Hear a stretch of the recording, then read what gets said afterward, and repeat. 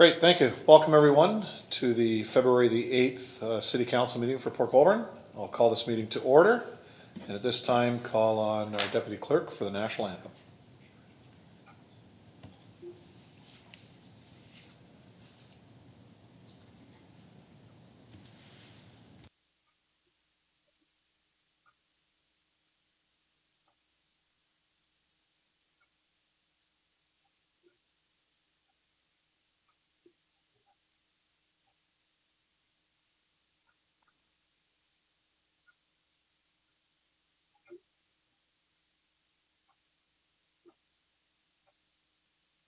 Oh, Canada, our home and native land, true be true love in all of us command. Quand on passe porter l'épée, il sait porter la croix. Dans l'histoire éternelle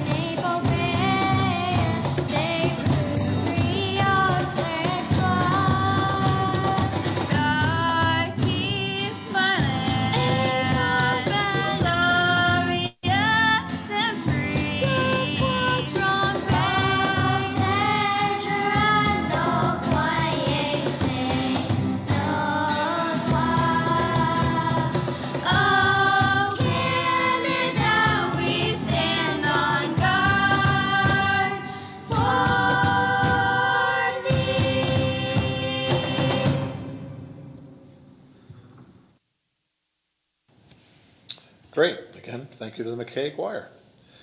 This time I'd like to read our land acknowledgement. Niagara Region is situated on treaty land. This land is steeped in rich history of the First Nations, such as the Haudenosaunee, the Haudenosaunee, and the Anishinaabe, including the Mississaugas of the Credit First Nation. There are many First Nations, Métis, and Inuit people from across Turtle Island that live and work in Niagara today. The City of Port Colborne stands with all Indigenous peoples, past and present, in promoting the wise stewardship of the lands on which we live.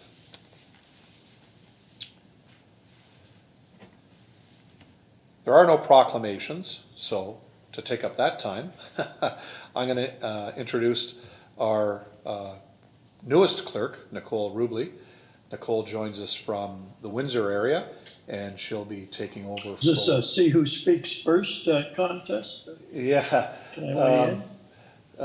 So Nicole will be taking over from Amber while Amber's off. Just put a message in the chat. I started to write a message, but I gave up. It looks like Bill's speaking.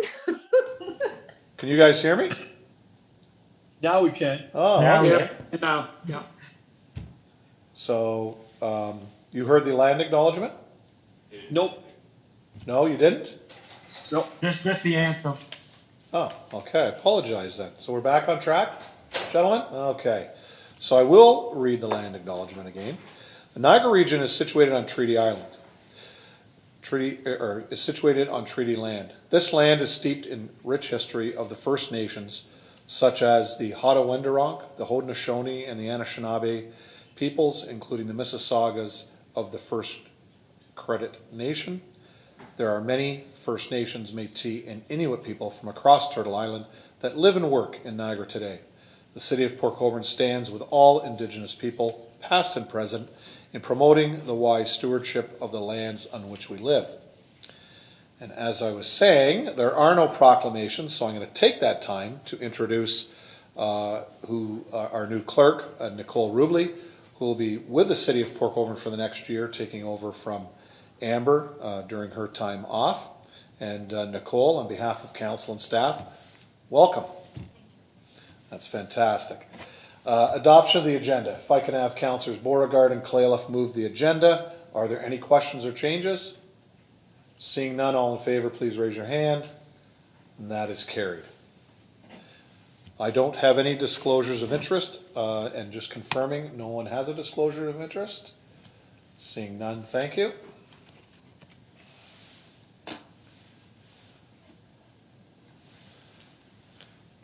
Approval of the minutes. We have two sets of minutes, council, which I'll move in block. If If I can have Councilors Wells and Bruno move the regular meeting of council January 25th, 2022, and the public meeting of January the 18th, 2022.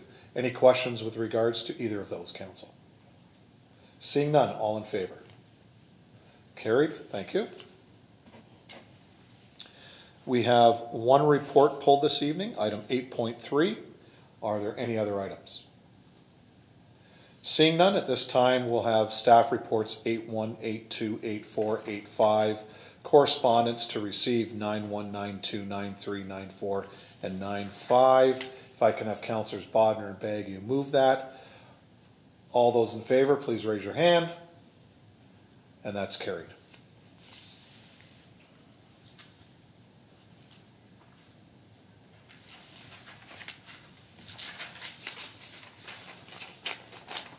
We do not have any presentations this evening. We do have one delegation. Is our delegation here?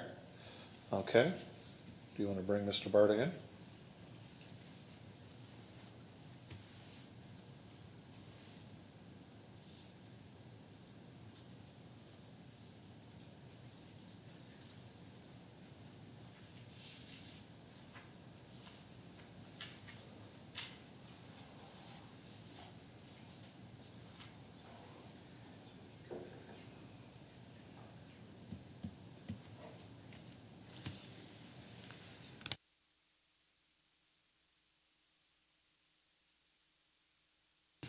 Okay, we do have under item 11.1, Mr. Ron Barta and Heather McDougall.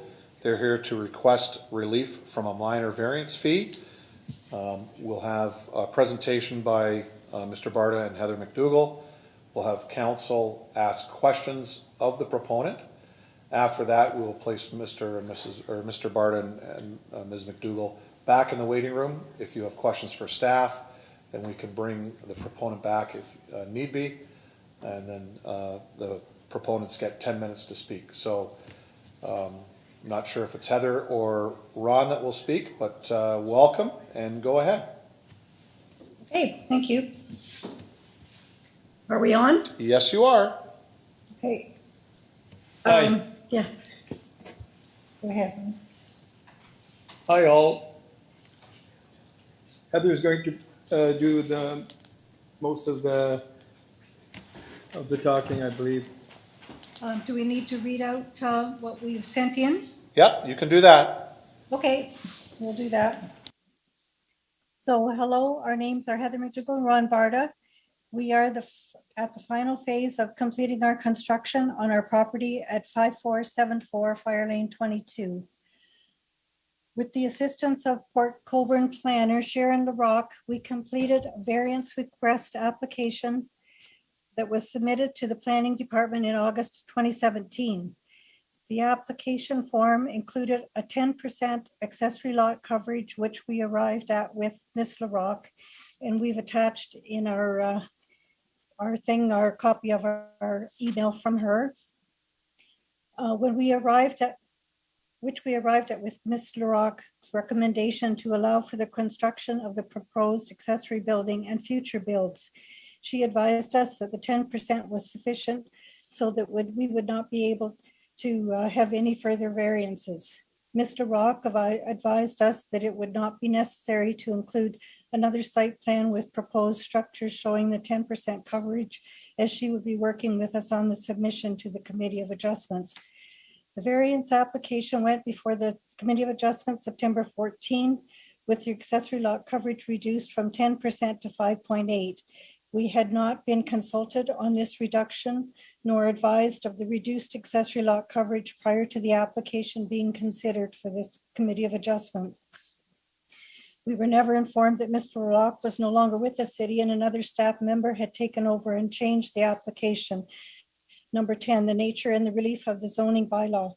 On the evening of the Committee of Adjustment meeting, we were informed that there was no planner coming to the meeting and that Heather McMahon would be the only staff member in attendance. This was when we heard that Ms. LaRock was no longer with the city. We did not receive any revised copy of our application, and we were not contacted by any city staff to inform us that our application was not going to be submitted with the 10% accessory lot coverage that we had applied for and paid for. After our minor variance was approved by the Committee of Adjustment, we believed that we were approved for what we had applied for. Through our inexperience and in percentages in these types of applications, we honestly did not understand to what extent going from our requested 10% to 5.8 would impact our plans and is affecting us now. We applied for a storage shed permit application on November 28th and received an email 6 weeks later, January 13th, that we would require another minor variance to construct this accessory structure. This came as a complete surprise to us, as we believed that we had ample accessory lot coverage existed in the approved variance from our new proposed build. It wasn't until discussions with Chris Rome, the city planner, that we finally realized that the 10% reduction to 5.8 accessory lot coverage was going to affect us moving forward.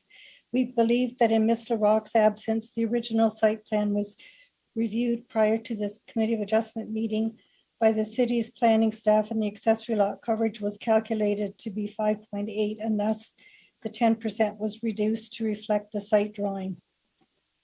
We also believe that the calculation performed by the city planning staff at this time have all had rounding errors and of a 0.08% to the approved 5.8 coverage accessory lot coverage. Sorry, I'm getting ahead of myself here. This would have resulted in accessory lot coverage of 5.88. When rounded, it would be 6%.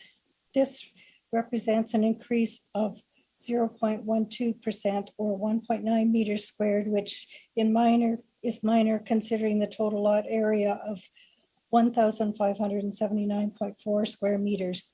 We need to have approval for accessory lot coverage of 5.95, which rounded is 6 for the last proposed building of our plan. We understand and appreciate this would require the submission of another variance application for the Committee of Adjustment to consider. We are prepared to do this. However, we do not think it is fair for us to be charged again when the original variance with request was more than would have covered our build. If the variance application value for the accessory lot coverage had been less than 10% as recommended by Ms. LaRocque, then a second variance would not be required. We are seeking council's approval for the waiving of the fees to obtain the minor variance related to the accessory lot coverage of 5.95 rounded to 6. We will also be seeking to waive the fees for the region. We believe our request is not unreasonable. The cost is significant to us, but insignificant to the city. Our building permit application was submitted November in 2021. This is causing an unforeseen delay in our construction and an added risk of price increase. At this point, we're ready to give up as this is causing too much stress. We fully understand now how an error in not appealing the 10% needlessly reduced to 5.8 is affecting us. We believe at the time that if we appealed, it would not have gone through the process again, which we would have lost. Thank you. Great, thank you very much. Council, questions? I have Councillor Beauregard. Through you, Your Worship, to the delegates. Did you get the notice and the signs from the city? We did have signs up, yes. Okay. Did you have to take any pictures of those signs and give them to the city? We don't have them anymore. We don't have any pictures or any pictures of the signs, or the signs no longer exist in our possession. Okay, but when you did the application, as it was going to be before the Committee of Adjustment, should have been displayed on those signs. So I'm just wondering. The numbers were all changed from what we applied for. The clerk has given us, Amber Lapointe gave us a copy of what she said was sent to us, but we never received anything. But what I'm trying to get at is that it should have been on the signs that you picked up. Would be what. So if you looked at the signs, you would have seen that there would have been a difference. We recall that the sign said what we had applied for. I can't recall anything different than that. Honestly, can't recall. And okay. And did you not? So you did not attend the hearing? We did. What do you say? Did we attend the hearing? Oh, yes, we were at the hearing. Yeah. And that's when we found out that we no longer, that the city had, well, Shannon LaRock had left the city and that she would not be attending. Sorry, that she would not be attending, or no planner would be present to help us through this process. We had no idea. We had never gone through this process before. We had no idea what we were doing. And our understanding was that we were going to have a planner present. And when we seen Heather McMahon and asked her, "Where's Shannon?" she said, "Oh, I'm it. Shannon LaRock is no longer with the city." Okay. And sorry, I'm not sure if you brought this up, but did you raise it at the committee? We were pretty green at that time. But, And, but did you raise the issue that you're raising with us right now about the? Yeah. We did when we were asked about it. We said, "Why has it been changed?" From 10 to 5.8. And we said, because there are other buildings that exist on our property that verify that why we're asking for 10%. And at that time, the person chairing it said, "Well, that doesn't matter." And we didn't know how else to proceed because we didn't have any representation. Okay. That's all my questions. Thank you, Thank you. Councillor. Councillor Bruno? Thank you, Worship. To the presenter, Mr. and Mrs. Bardis, so can you tell me the significance of the 10% ask? It's always been my understanding that the 10% accessory coverage is in the urban area. So I'm wondering if you got directions, it was pointed out to. How did the 10% number come up? With Shannon. That was totally at Shannon's advice. She said, "You sure don't want to have to go through this process again," because she knew how tentative we were, how we didn't know what we were doing. And when she said that, we said, that's great. So what do we do? And she said, "Well, I'm going to suggest we put down 10%. And we said, "Okay, that is awesome. We're in total agreement of this." So if I could, another question, and I guess this to me will wrap it up for my questions of the presenter. So whenever one goes for a variance or accessory lot coverage, the process begins with an application, and I would have thought a drawing as to what you wanted to do and where those items might be. And so can I ask you if you submitted any kind of drawing? Because you were asking for a variance, right? And with including the lot coverage issue? That's correct. And so was there a drawing with the submission? There was a drawing. That was a site plan that was eventually done. The site plan that we submitted at the time we went and seen Shannon, before she suggested we go to 10%, which she never added up at the time. Right. Because she had been out to our place. She knew what we had there, what we were looking for.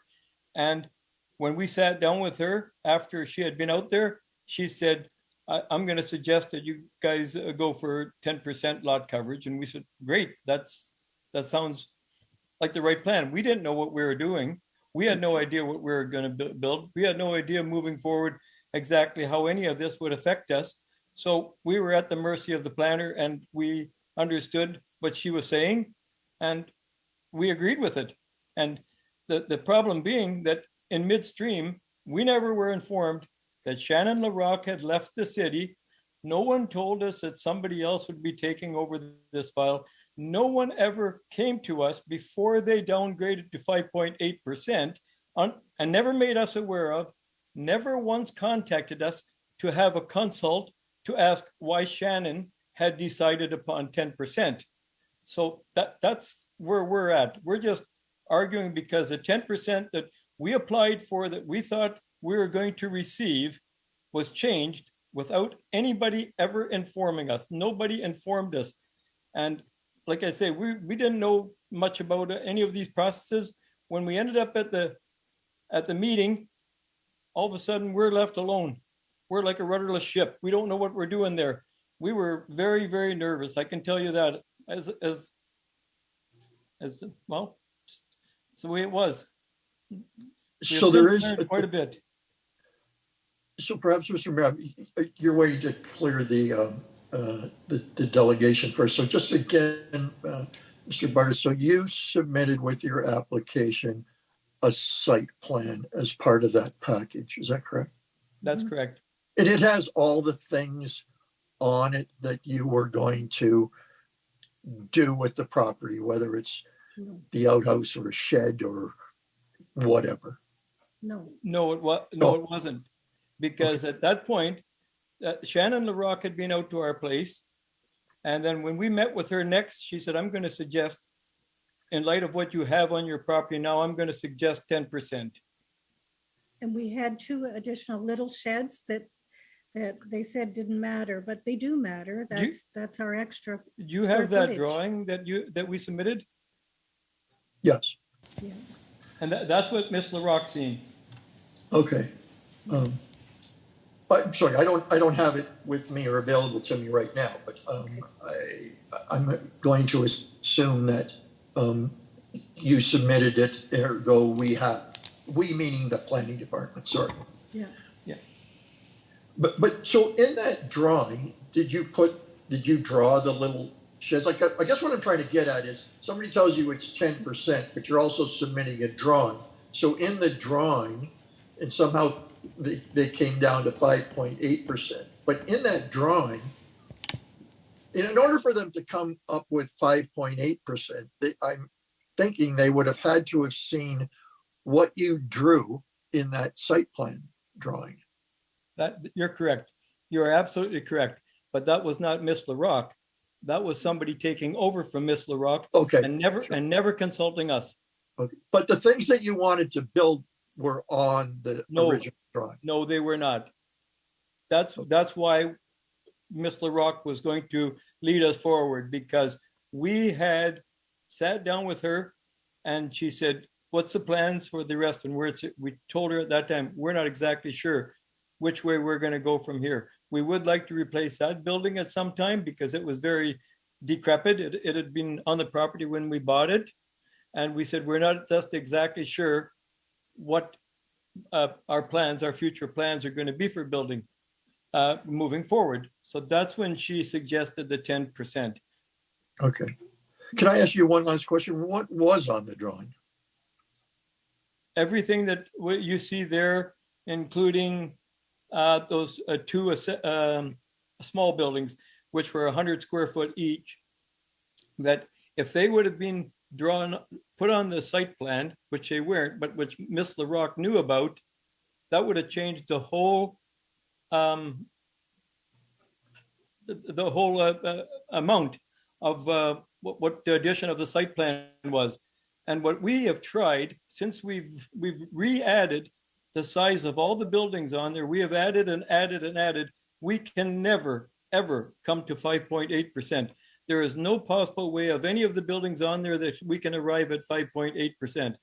Hence that thing to the rounding error. So we believe, we're not trying to blame anything. We just say mistakes were made. And we believe the biggest mistake was once Miss LaRock left, that whoever took over never consulted with us.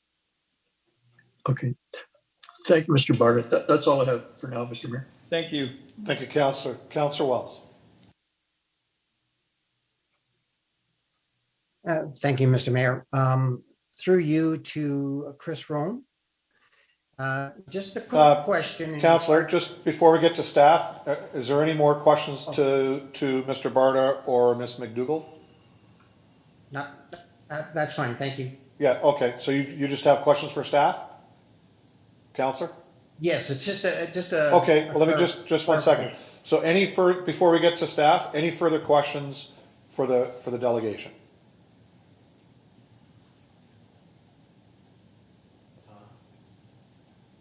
Councillor Clayliff, for the delegation? Okay, thank you. Just a quick question, Mr. and Mrs. Barter. Do you remember the amount that you paid for that original building permit in 2017? The variance or the Yeah, sorry, the variance. approximately $1,200. Something like that, yeah.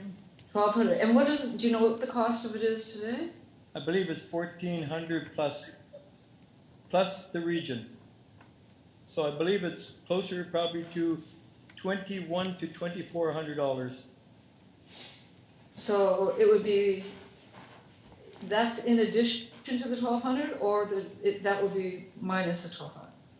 No, there would be, are you talking about now or then? Well, I'm just saying you've already paid 1,200 and you're saying that should be covering what you're doing now. So are you saying that the 1,400 is the cost to do that today, or that's in addition to that 1,200? That's what they're at. No, I'm sorry. That's the cost to do it today. Roughly 1,400, I believe. I'm sorry. Plus the region. Okay, so you would be paying 200 additional plus the region, whatever they were asking. Is that? Yes. Okay. That's correct. Sorry. Okay, thank you very much. That's it. Great, Thank thanks, you, Councillor. Mayor. And further questions to the delegates? Okay, seeing none, we'll have the delegates put back in the waiting room and then we'll go to staff.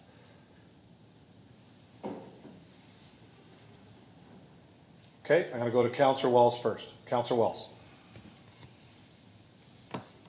Thank you, Mr. Mayor. Sorry about that. That's okay. Just a point of clarification, maybe to Chris, if he could. Chris, when you're doing your math or the calculation on these, do you go to like the third decimal place, fourth decimal place, or just stick with one decimal place? What is your normal practice for, as Mr. Barter said, rounding up? Through your worship to Councillor Wells, typically we just do one decimal place. It really depends on the application and how close they might be to whatever the requirement is, but typically one decimal place. Okay, thank you. Great, thank you, Councillor. I've got Councillor Bodnar next.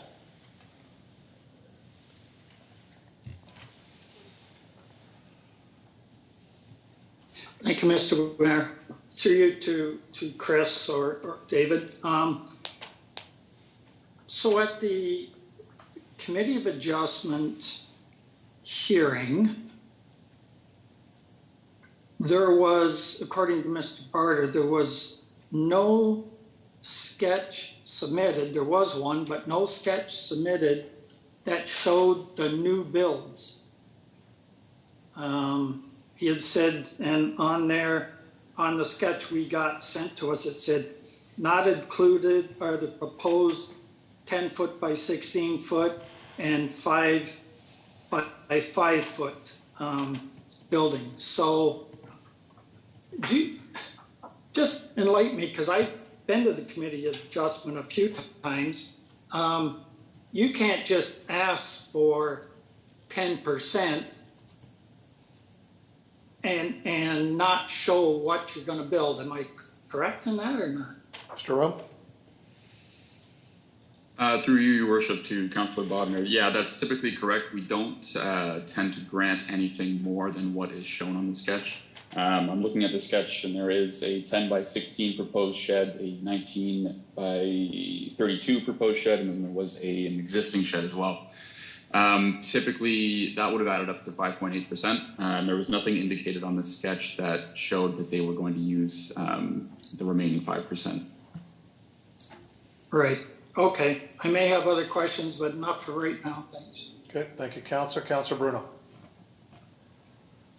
Thank you. Through you to Chris or David. So is the 10% lot coverage for accessory buildings typically or I shouldn't say typically, is that for urban area only, not rural? Because I've been on that committee adjustment for a while.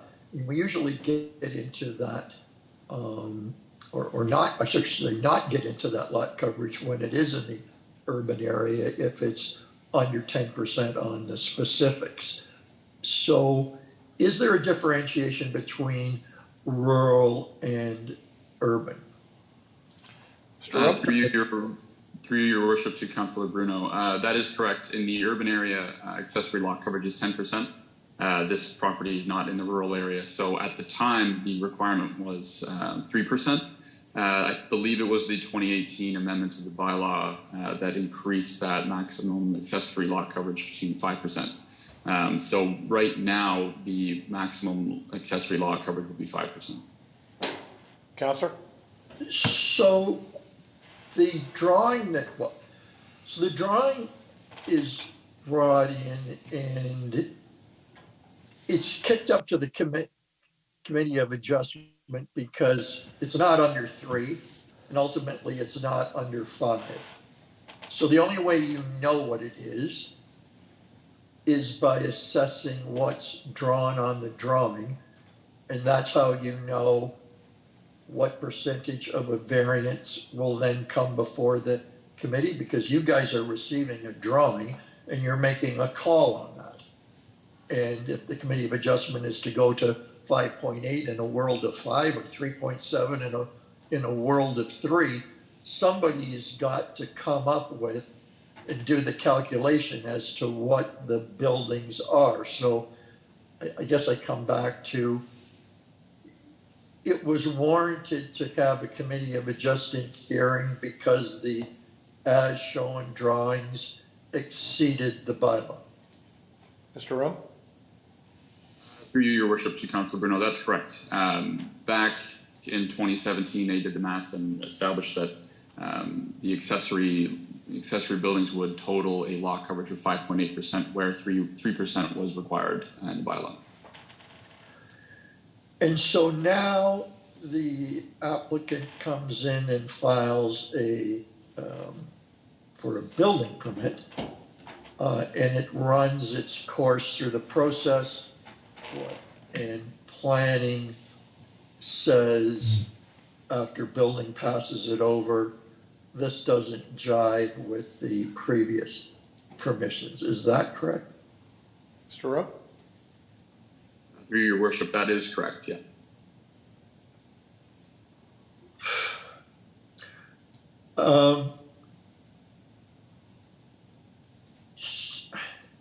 So I guess I'm having trouble with what's on the drawing is subject to, rightfully is subject to the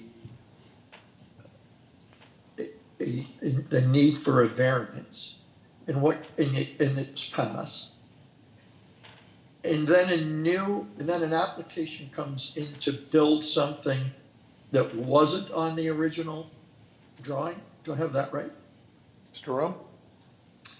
Through your worship to Councillor Bruno, that's correct. They submitted an additional building permit in November that we reviewed and established that their accessory lot coverage was over what was granted in 2017. I did the math, got to 6.1% coverage where 5.8 is permitted. The applicant is stating there may be a rounding issue there, and that's okay. We can sort that out at the time of the minor variance application. When they submit the application, we can really narrow it down and make sure that they know exactly what they're getting. I can clarify that with them just so that they don't have this problem again. So is the department's take that there should be a new application and a fee because the permission granted was correct at the time for what was on the drawing, and now there's something different on the drawing and it requires a further variance? That just seems to be the normal order of business. Is that why you've ruled that way? And we're here because the applicant disagrees and talks about the 10% from Ms. LaRock, right? Before I go back to Mr. Room, the Director of Planning would like to jump in at this time. Thank you. Through the chair. No matter what the calculations come out as, every time it does require a new minor variance. So really, the issue is just the waiving of the fee, but the minor variance is required. And we can't speak to the customer service that was necessarily provided during the applicant's last application, because none of those 3 staff members are currently employed with the city, but we can say that legislatively it is their requirement to make sure that the notice, the sign that's put on their property, the report, the meeting, the decision, the notice of no appeal all has the correct information. And it did have the information that matched the drawing amount. Counselor? Okay, through you to Chris or David, if I could. So there are many rural applications that come in for accessory lot coverage. And I mean, could this be an error in the planner thought this was an urban address? Because otherwise I don't even see how 10% even becomes a starting point without that assumption. Mr. Rowe? Through your worship, Councillor Bruno, it's entirely possible. I really can't speak to the actions of Ms. LaRock, why she would have thought 10% was acceptable at the time. I don't know what the thought process there was, unfortunately. Counselor? And we don't have any reason. It's just now one person's word against the other on the 10%. Mr. Room? Through your worship, the application does indicate 10%. They did request 10%. The issue being, at some point it was changed to 5.8, and they are claiming that they didn't. They weren't made aware of that. There is no. We don't have a paper trail indicating that they. I got an email from a planner saying that their request from 10 has been changed to 5.8, and that's the issue that we're having. Very good. Thank you. That's all I have. Thank you, Counselor. Counselor Beauregard? Your worship, to Chris. If an application needs to be changed, what is the procedure for staff to make that change happen? Mr. Room? Through you, your worship, to Councillor Beauregard, typically it's just a consultation with the applicant. It's happened to me several times where someone has submitted something on an application that either didn't need a variance or maybe was a little bit too much, and usually we will contact them and let them know that we'll be changing it or making some tweaks to it, and that they're comfortable with those changes. Do you require some type of authorization through an email or any kind of correspondence or anything like that? Mr. Room? Typically it does help. It helps for, especially in this case, if we had a record of it. So I do my best to keep a record of the email, but we don't need an authorization or anything like that. We won't physically change the application. We're not intending to make alterations to the application in any way.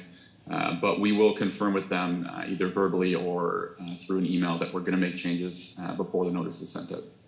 Counselor? And one just last thing, is that a pretty standard practice? Not just of maybe the municipality, but maybe in general? Mr. Rowe? Municipality? Through your worship, yeah, it's I wouldn't say it's uncommon. Okay, that's all my questions. Thank you, Counselor. Counselor Bodner?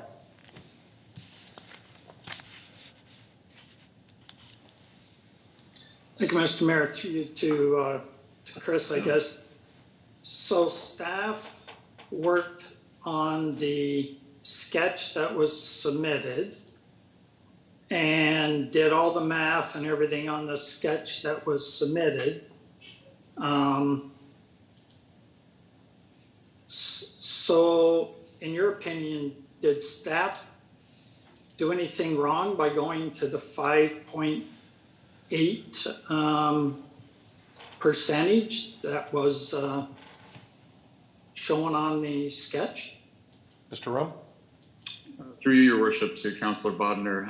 In my opinion, no, I think it's pretty standard practice. What was indicated on the sketch was a request for 5.8% lot coverage, and there was no indication at that time that they were going to be using the land for any other accessory purposes. And like I said earlier, we don't typically grant more than what is required. So Whatever was indicated on the sketch is what they were given lot coverage for, and that's pretty standard. So yeah. Councillor? And one follow-up on that. So have you seen any other people that may have, for whatever reason, either made a mistake or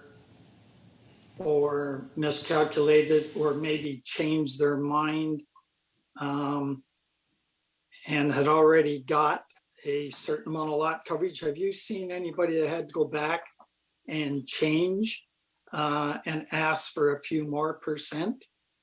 Does that happen at some point? Through your worship to Councillor Bodner, I personally haven't dealt with that. I don't think, although I have heard of certain instances where that has been required, where for whatever reason an applicant has submitted a site plan that indicates X amount of lot coverage. They get the approval, and then for whatever reason they might rework their plan. Who knows why? And if it ends up that they need more coverage, they would have to come back to the committee. Sure. And did they have to pay to come back again for another minor variance before the Committee of Adjustment? Mr. Rum? Through your worship to Councillor Bodner, typically yes. If they did try to appeal to council, that's obviously always an option, but it is standard that they would have to pay again. Okay. That's it for now. Thanks. Thank you, Councillor.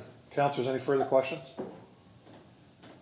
Okay, Mr. Rum, I've got a few questions, only because I served on the Committee of Adjustment at that time. I do remember most applications. I do remember this one. So just to get some things into context, so this was for a garage and what I remember an accessory building, correct? For the 5.8%? Your worship, yes, that's correct. So when the applicant took home his sign, the sign would have said 5.8% on it? Do we know that for sure? To you, yes, that is correct. We did go back into the files to see the sign insert, which we do paste on the signs, and it did say 5.8. Okay, so and the proponent picked that up and placed it on his property, like you should, correct? Follow the rules, okay. And the report that would have come to the members of the Committee of Adjustment would have been talking about 5.8%. It would have had the diagram attached, which would have shown the buildings the proponent wanted to build, which I recall being a garage and a shed, a storage shed. That would have talked about 5.8%, is that correct? That is correct, yeah. Okay.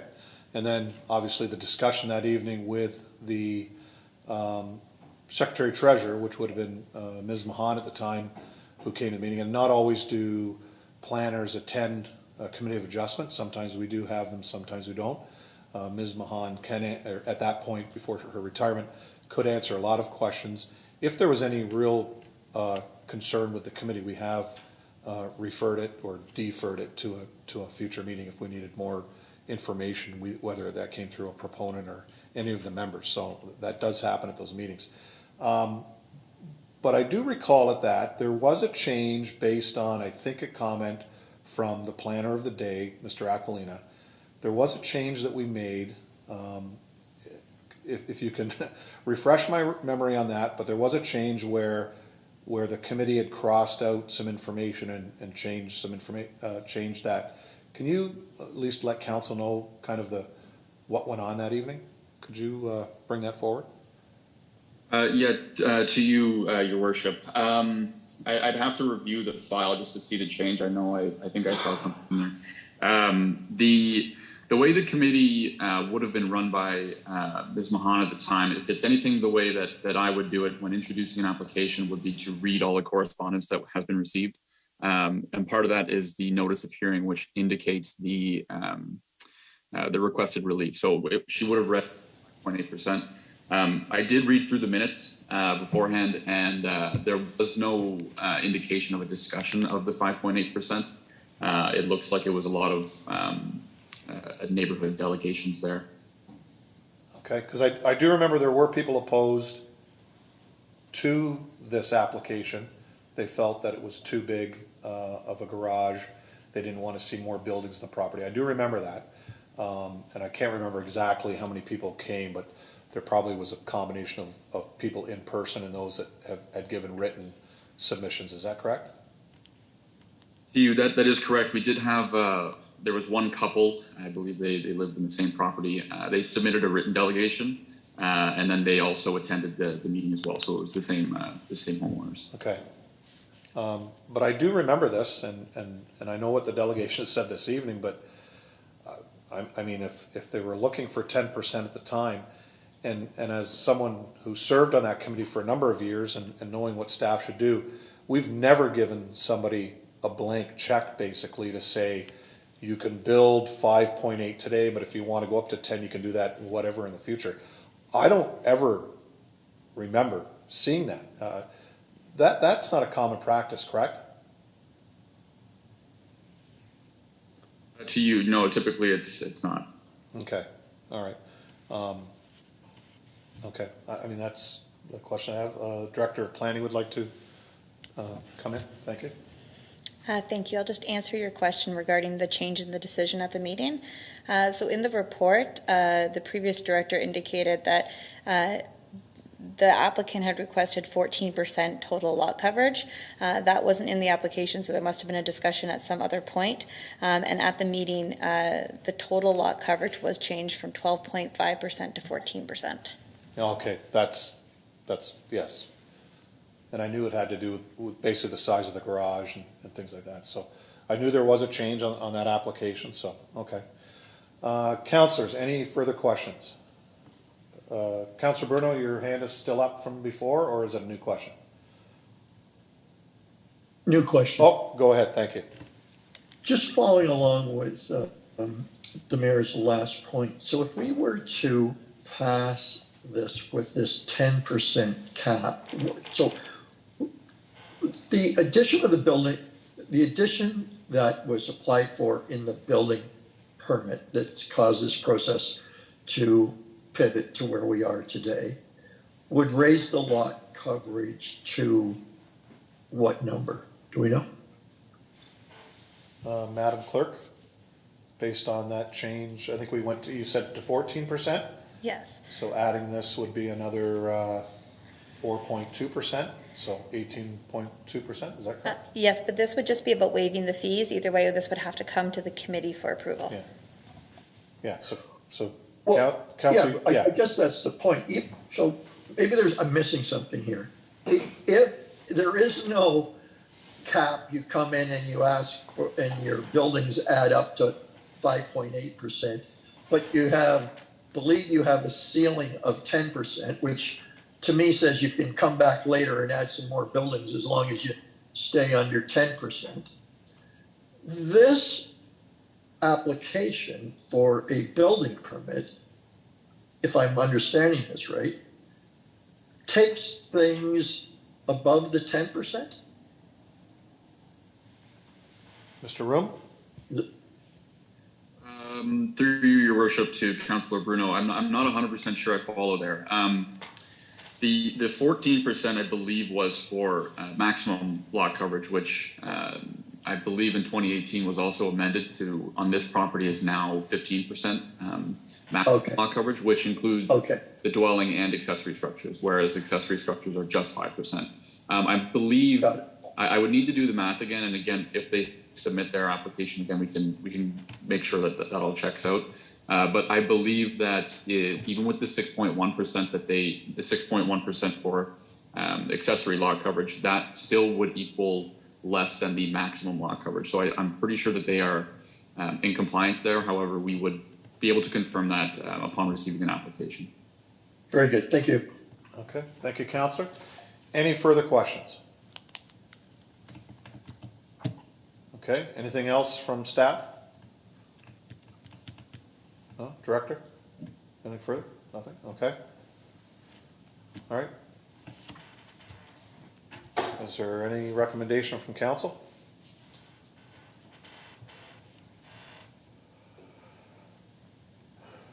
All right. I don't see a recommendation. Okay, Councillor Bruno? If I'm understanding, is it the de facto recommendation that, from the director's point of view, that this needs a new application.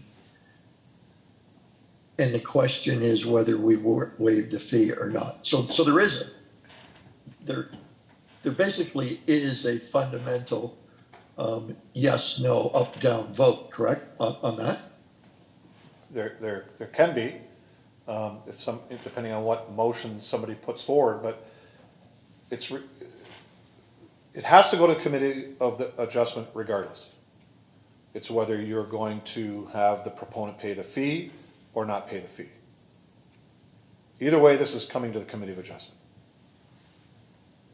We're not here to vote on any percentages or grant any permissions. That's not our duty here. Our duty is whether this proponent pays the fee or not.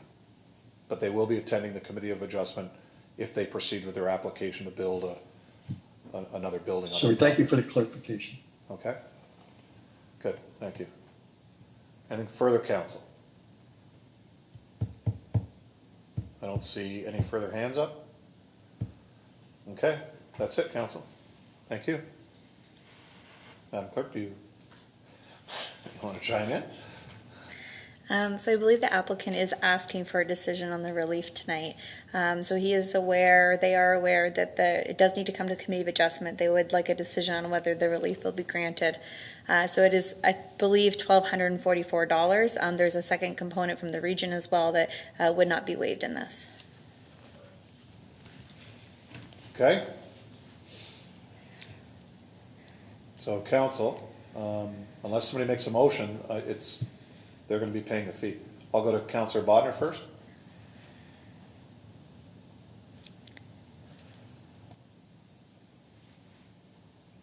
Thank you, Mr. Mayor. So you're saying that if nothing is brought forward, then they have to pay the fee to come to the Committee of Adjustment?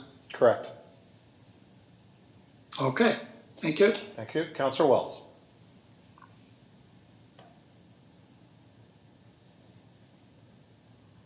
Thank you, Mr. Mayor. So what we need to do is put a motion on the floor, is that correct? You can, yes? Okay, I'd like to put a motion that we waive the fee for the application. Okay, can I get a seconder to that? I do not have a seconder, so the motion dies. Okay? Anything further, council? Okay, so I know the proponent is watching. Then at this point, if they do proceed with their application, they will have to pay the fee. Okay? Thank you very much. On to the mayor's report. Niagara Region Public Health will be holding a pop-up vaccination clinic in Port Colborne starting tomorrow and running through Friday at the Port Colborne Visitor Center, 76 Main Street West. It will operate from 9:30 a.m. to 6:30 p.m. You can go online and book an appointment, or they will be taking walk-ins. There will be an additional vaccination clinic on Sunday, February the 13th from 10 a.m. to 6:30 p.m. at McKay Public School at the corner of Fielden and Clalley Street. This is for walk-ins only. Children 5 and up can get their first or second dose, and those 18 and over can get any dose. No health card is required at the McKay School Clinic. And please do your part to keep safe and get your vaccinations. On Friday, February 21st, we will be celebrating Family Day. City Hall, Engineering and the Engineering and Operations Center, Library and Museum will be closed to the public. The Valley Health and Wellness Center will be hosting a free family skate from 1:30 to 3:30. Proof of vaccination via Ontario's Enhanced Vaccine Certificate with QR coding will be required for access to the building. We encourage you to get outside and have fun in the snow, just go for a walk, but please enjoy the day with your family. In February, we celebrate Black History Month and honor Black Canadians whose struggles and achievements have shaped our country. The Port Colborne Public Library has put together a great selection of books to honor Black History Month. Feel free to walk by their window display to see what's available. Place a hold by phone, or you can call by calling 905-834-6512. You can email the library at library@portcolborne.ca, or through your online library account. The Port Colborne Historical and Marine Museum has also found early connections to Port Colborne for those seeking freedom in Canada.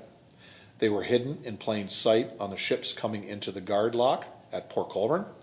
Helpers had guided these seeking freedom and escaping their enslaved conditions along the Underground Railroad, directing them to ports like Erie and Sandusky along the American shore of Lake Erie. Among the owners and captains of the vessels on the lakes were some abolitionists, determined to help those black freedom seekers. Sometimes the abolitionists hid them on board, but a less suspicious method was simply to add them to the ship's crew list using fake names. They could board the ship openly and just had to act their part as crew members as the ships left American shores heading towards Canada. Recent research has focused on the schooner Home and its abolitionist captain, James Nugent, who assisted many to freedom in Canada. Nugent brought the Home into the Welland Canal on many trips to Port Colborne. At the guard lock of the second Welland Canal, a few got off the ship, finding freedom, while others stayed on board until the ship reached St. Catharines. Although their lives were not easy, with racism and prejudice still formidable barriers, they were free. We hope you take time to learn about Black History Month, especially through our Port Colborne Public Library or our Historical and Marine Museum. Over the last 3 weeks, the Niagara region has been blanketed with snow, and I'd like to put a shout out to staff on our roads, parks, bylaw, communications, and customer service departments for stepping up to keep our roads and sidewalks safe and our residents informed. Winter is not over yet, and we remind you to ensure your cars are not parked on the street during a snow event and that your sidewalks are kept clear. Mackenzie Steele.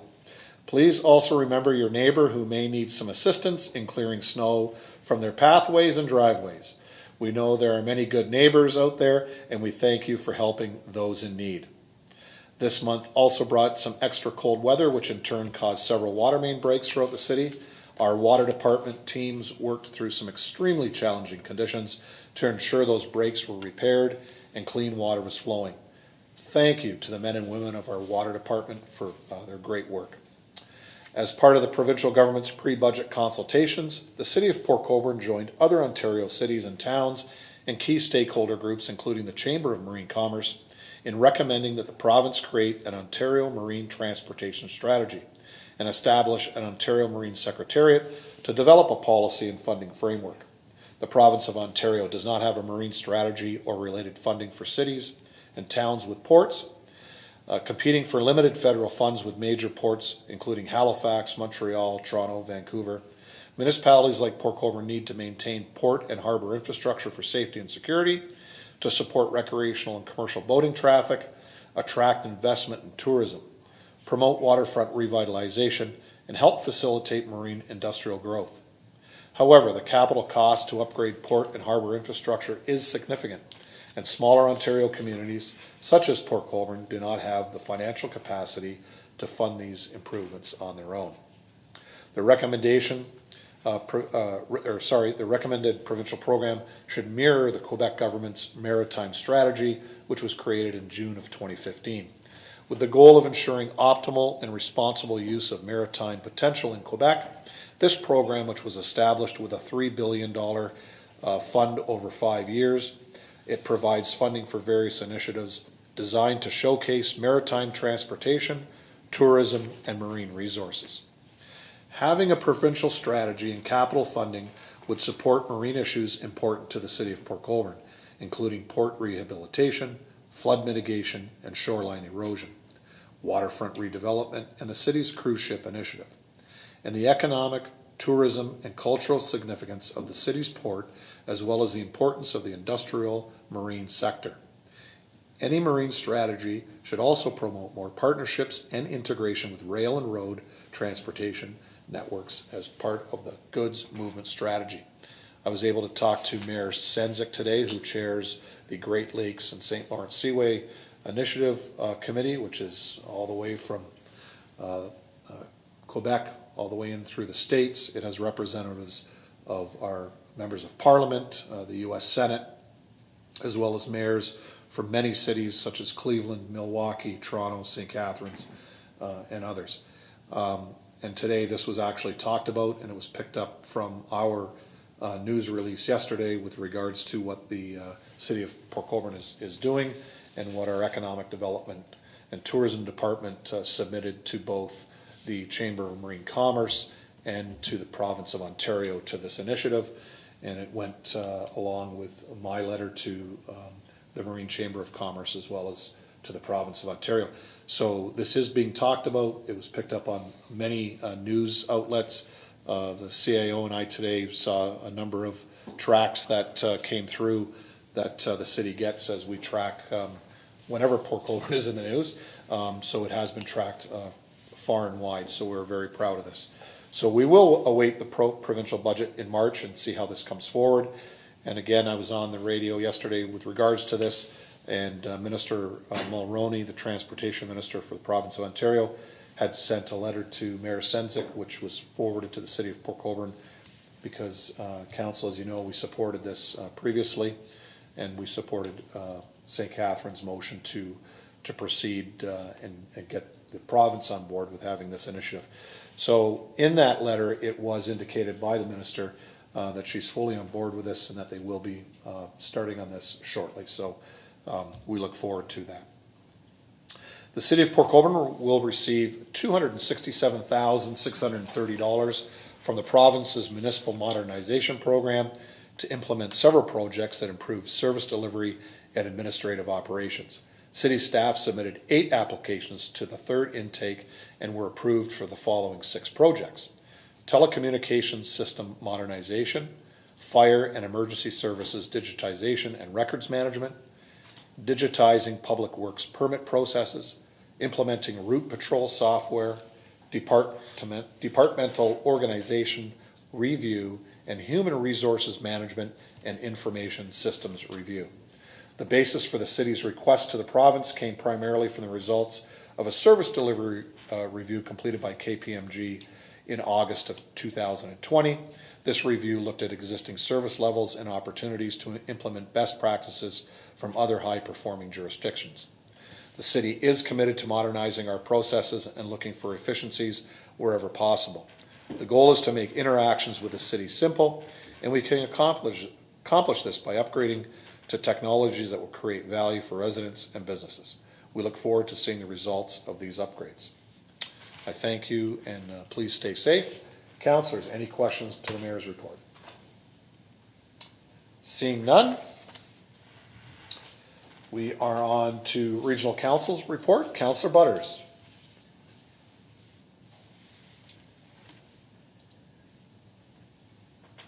There she is. Welcome, Councillor Butters. Thank you, Mr. Mayor. It's good to be here and see everybody. Hopefully we'll be able to do this in person sooner than later. I'll be quick tonight. I want to just share with you, if you go on the Niagara region.ca website, find some pretty interesting things. And one of the things I want to share with you tonight is there's you can apply to go on a community emergency response team. I didn't realize this was even available. I don't know if it's like, it looked pretty new to me. The Community Emergency Response Team is a group of trained, certified volunteers who help their community in times of disaster or crisis. And on the website, it tells you what the eligibility is, some of the things that that the team will do is, help in a personnel surge in the aftermath of a variety of disasters, immediate first aid and rescue around their homes post-disaster. I thought that this was a really interesting thing to be offered. And so for those of you out there that might be interested, applications close on February 25th at 4:00. So check it out at niagararegion.ca. The other thing that I wanted to share with you is the Niagara Impact Awards nominations close February 14th. So if you have someone or a business or an organization in mind for that, please get them nominated. And at the Public Health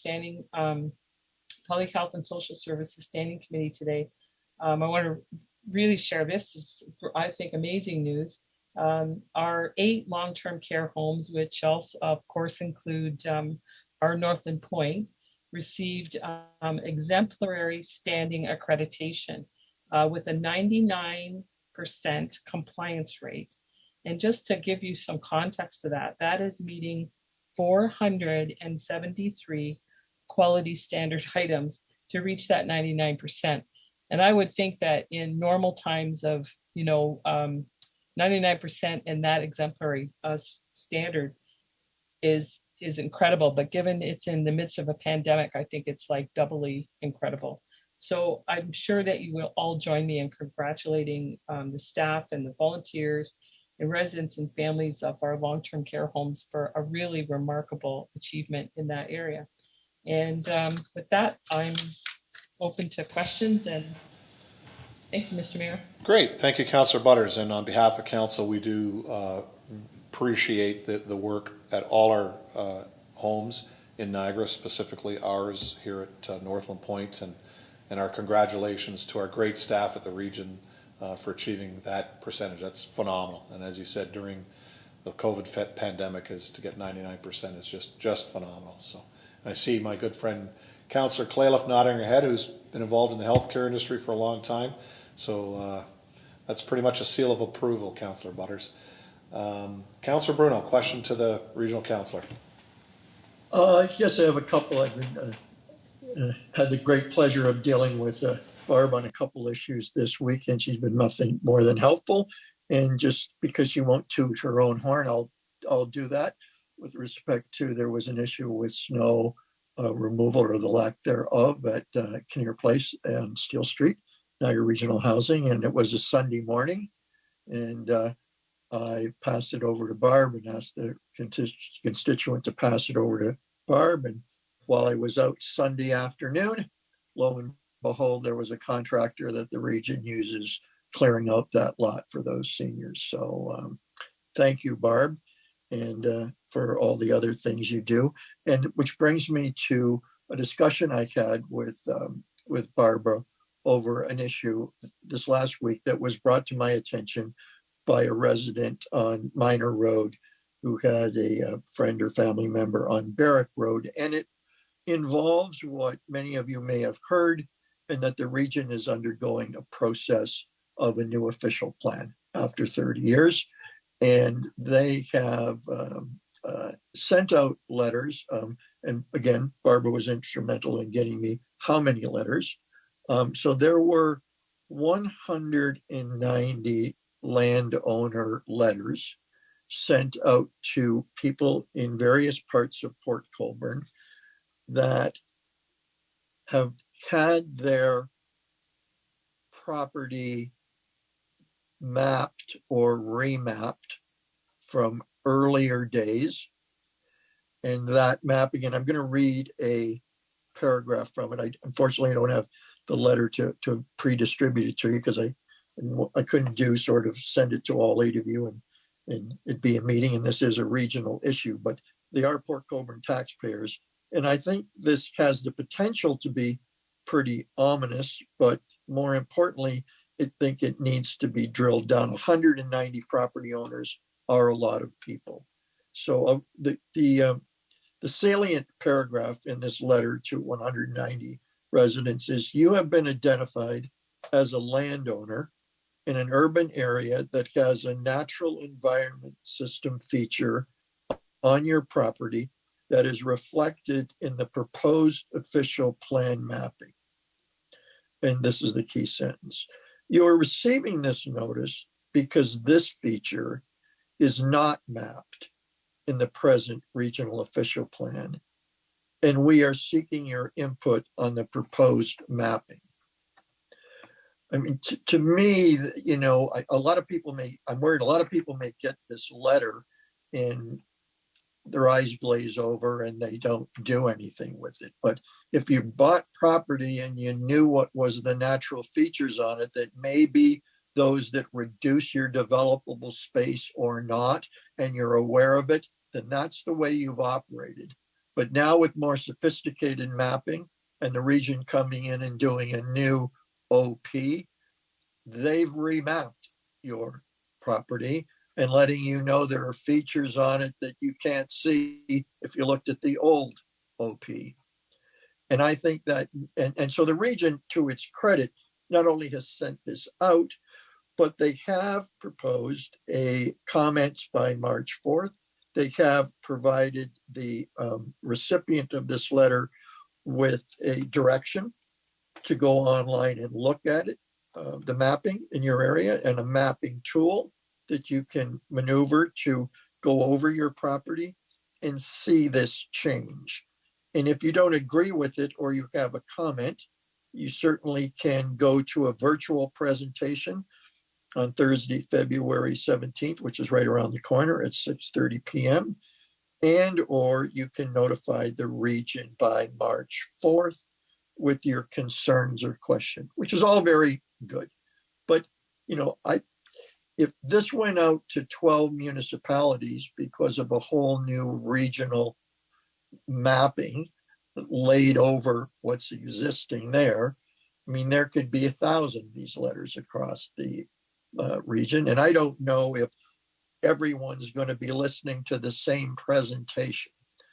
So I thought it would be a good idea and went to Barb and asked if someone from the region could come to the city of Port Colborne at the next council meeting and ask for a delegation and perhaps walk through this, allow our citizens to ask us, allow them to weigh in and send in questions to their counselor or to Barb, and get those questions with a face in Port Colborne on the screen that we could all ask.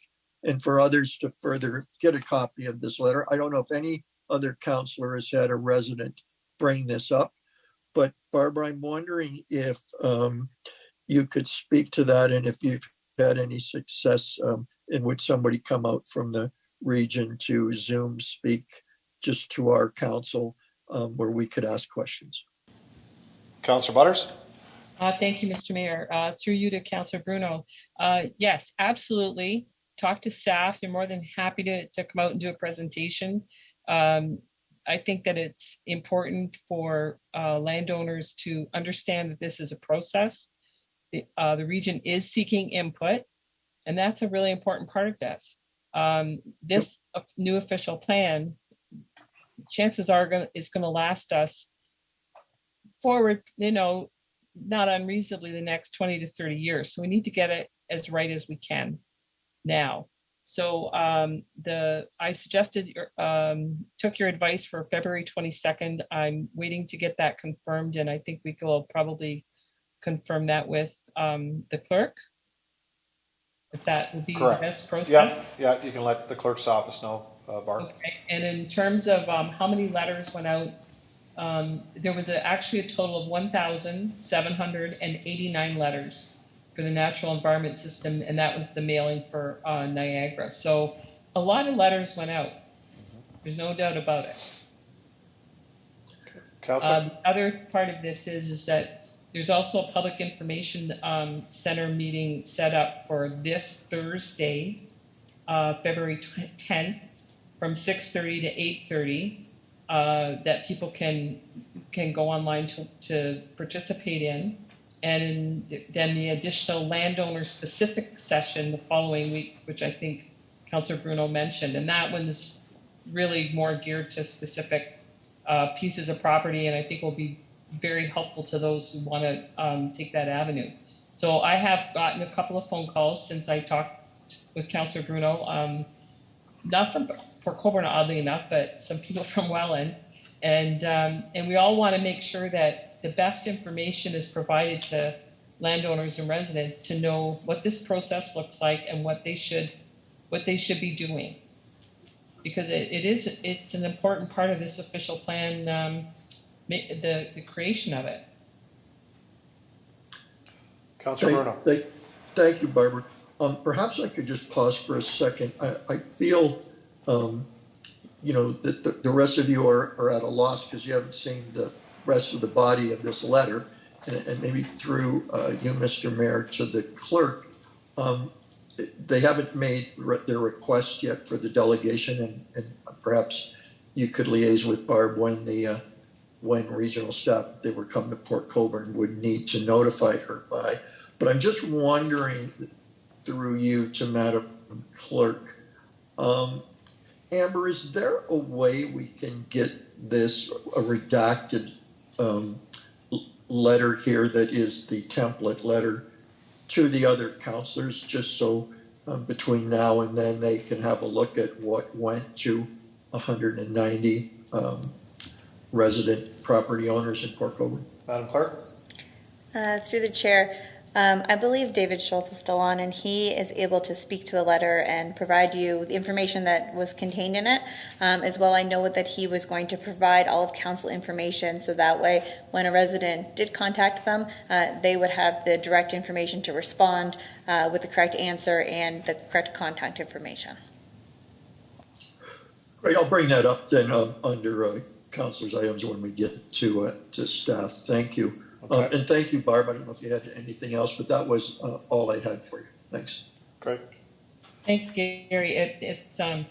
It's really good to be able to work together on these things, because we really are we're here to make things better for our residents and make sure that everybody is well informed, because knowledge really is power. Your department can send an email to each councilor with a copy of that letter. Thanks again, Barb. That's all I have, Mr. Mayor. Great. Thank you, Councilor Bruno. Thank you, Madam Clerk. Councilor Bodnar, you're next.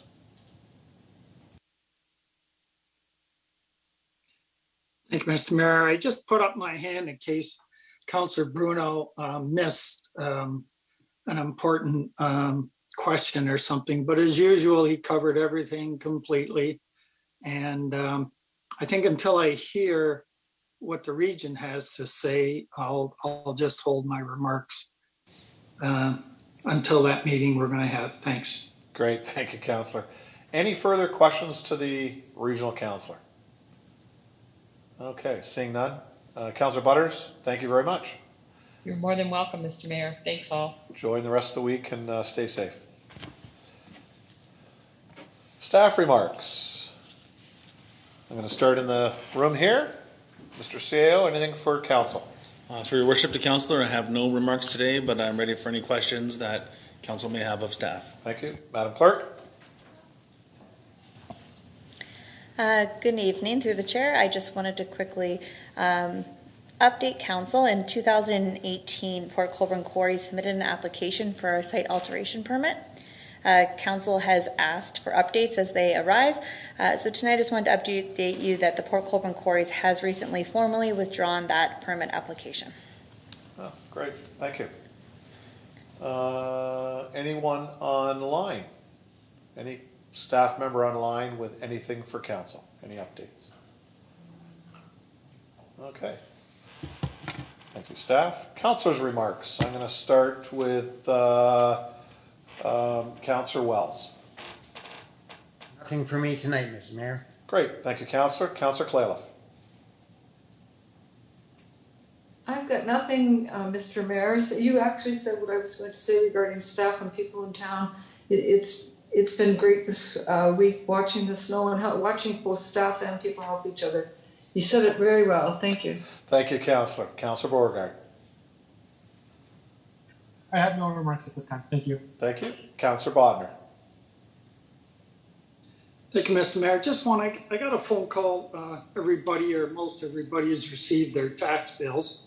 And so someone wanted to write a check to pay for their taxes, but nowhere on there did it say make checks payable to. I would assume it's the city of Port Colborne. Would just Port Colborne do it? Or like in my business, most bills we receive, will say makes checks payable to, whoever. And it's probably not a big deal. I guess they could go on the internet and see who they make checks payable to, but that's just a question that someone had for me, and I said I'd bring it up tonight. Great. Thank you, Councilor. Mr. Bowles. Yeah, through yourself, Mayor, to council. The response would be to make checks payable to the city of Port Colborne.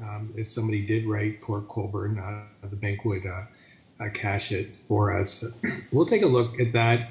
We generally try to push people to the website to see the multiple payments. Now, council may remember last year we opened up the opportunity that somebody could use a credit card, for example, to pay, and we continue to recommend and encourage people to look to the pre-authorized payment methods and to virtual city hall as mechanisms to transact with the city.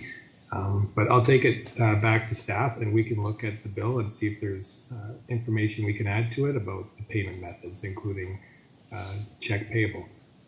Great. Thank you, Mr. Bowles. Councillor? All set? Okay. Councillor Baggio. Thank you, Mr. Mayor. I was super good until about 2 o'clock this afternoon when I was talking to a person and they suggested I go visit the valet center and look at our water problem again with the roof, how much worse it has gotten over the 4 years I've been on council. And so I did take a walk over there. Well, I drove actually about 3 o'clock and I walked past the 2 gymnasiums and there's puddles on the floor and the street line like there was before. I know in the past they have put some foam insulation in the ceiling and that seemed to help a bit, but it's not helping anything anymore. And I did talk to the YMCA person there, asking about how the gym upstairs on the second floor was doing, where all the exercise equipment is, and they gladly took me up there and unlocked the door for me so I could take a peek around. There's about 6 people in there working out, which was great to see being used in that. But then I noticed this 9 garbage pails on the floor collecting water dripping from the ceiling. And I was really disappointed to see that. The carpeting up there is now dark brown from the staining from the rusting steel above that the water is dripping off of, Mr. Mayor. And, you know, I was really embarrassed to see that as a city councilor. Like, this has been going on for 4 years I've been on council, and I don't see Councilor Danch on my screen, so I imagine it's been going on past the 4 years that I've been on council. And through the gym, the pickleball courts were busy. Pickleball is doing super good. But of course, the water's on the side there again. And having brought this up like for over 3.5 years, the council, and doing a lot of talk the talk, Mr. Mayor, and basically no walk the walk, in my opinion. And just I turn my page here, and I know council has approved $125,000 from the reserves for a central gutter and panel section replacement solution for the LA Center. And talking to some people, the gutter solution may not work because there's no places for the water to drain to, and you get that much water, you just can't drain a big, super big garbage can because there's too much water.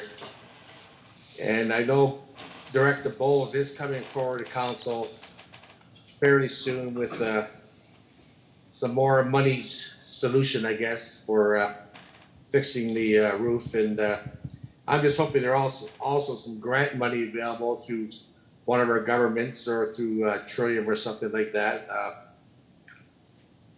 So, like I said, Mayor, as a councilor, I was really embarrassed to be there. Like, I see these people working out, and I'm standing there as a councilor looking at, you know, the dark brown floor and the garbage cans half full of water. And I'm hoping my fellow councilors will back me up on this, because this has been going on way too long.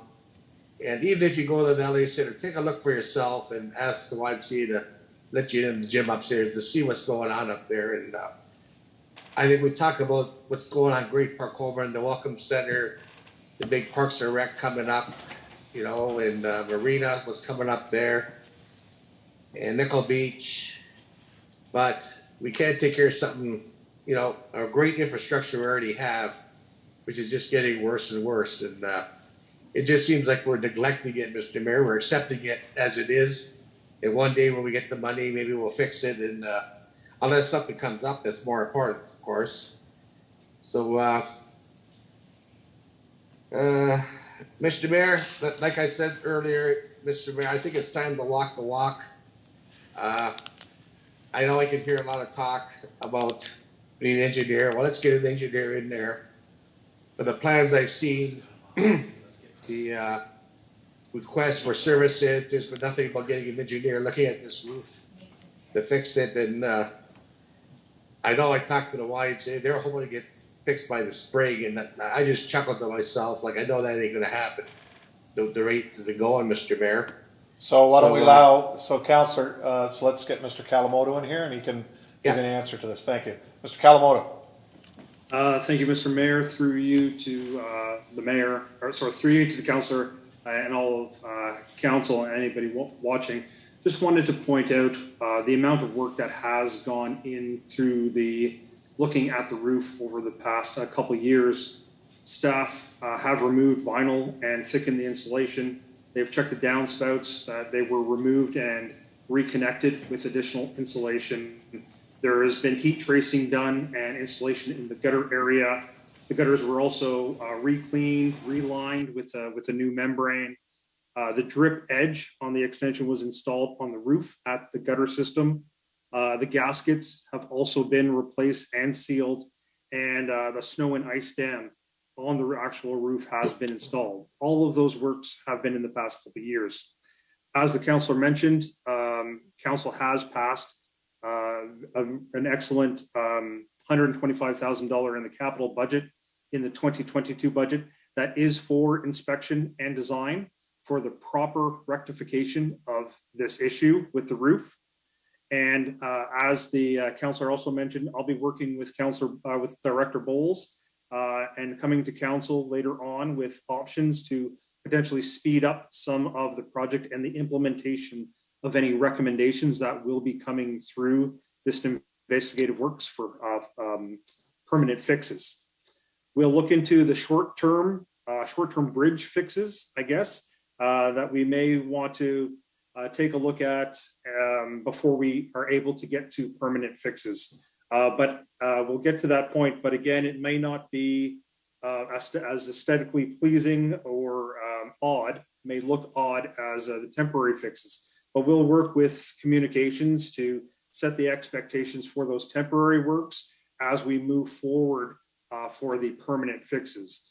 But with council's approval of that 125, it is just for clarity, it is for the investigation and design for the permanent fix.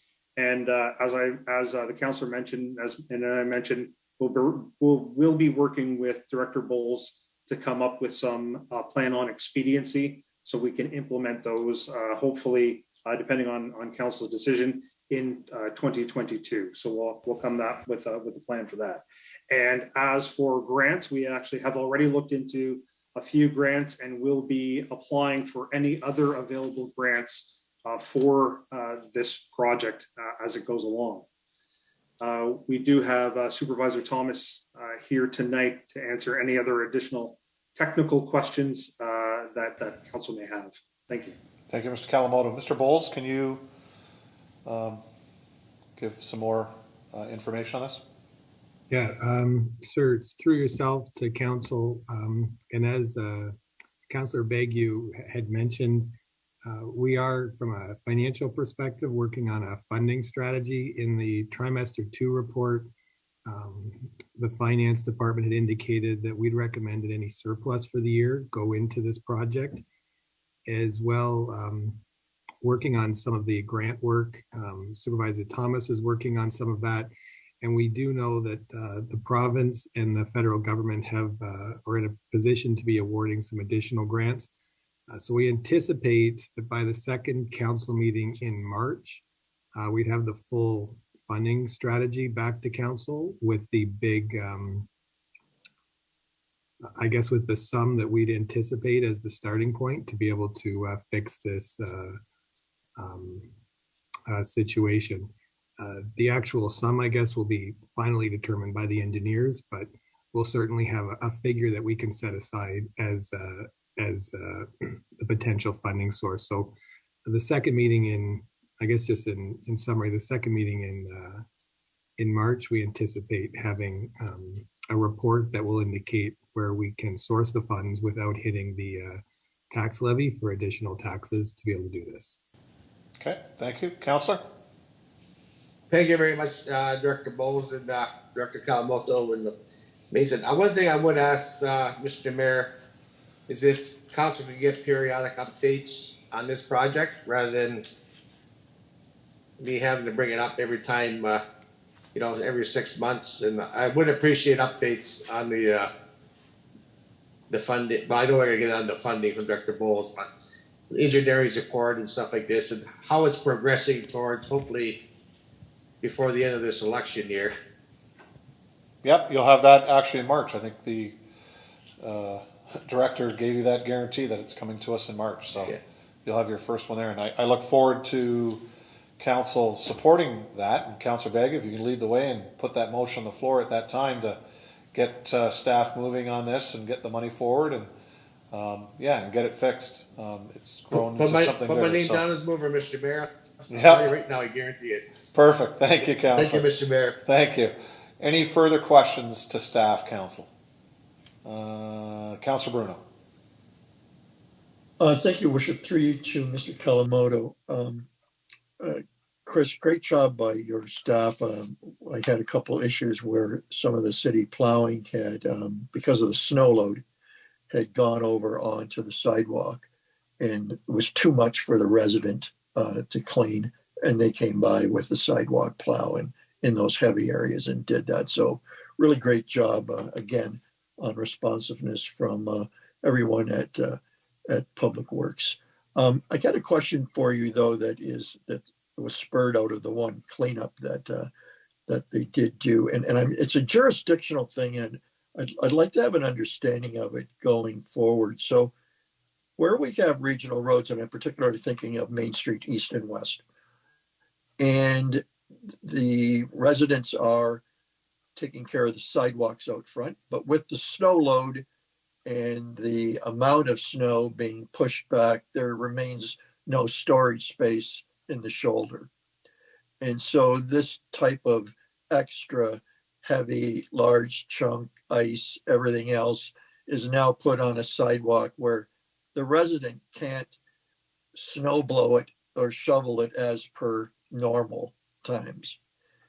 If it's a regional road, do we ask, or should we as councillors be asked, because they have to come in from out of town or bring a contractor in with a sidewalk machine to do that?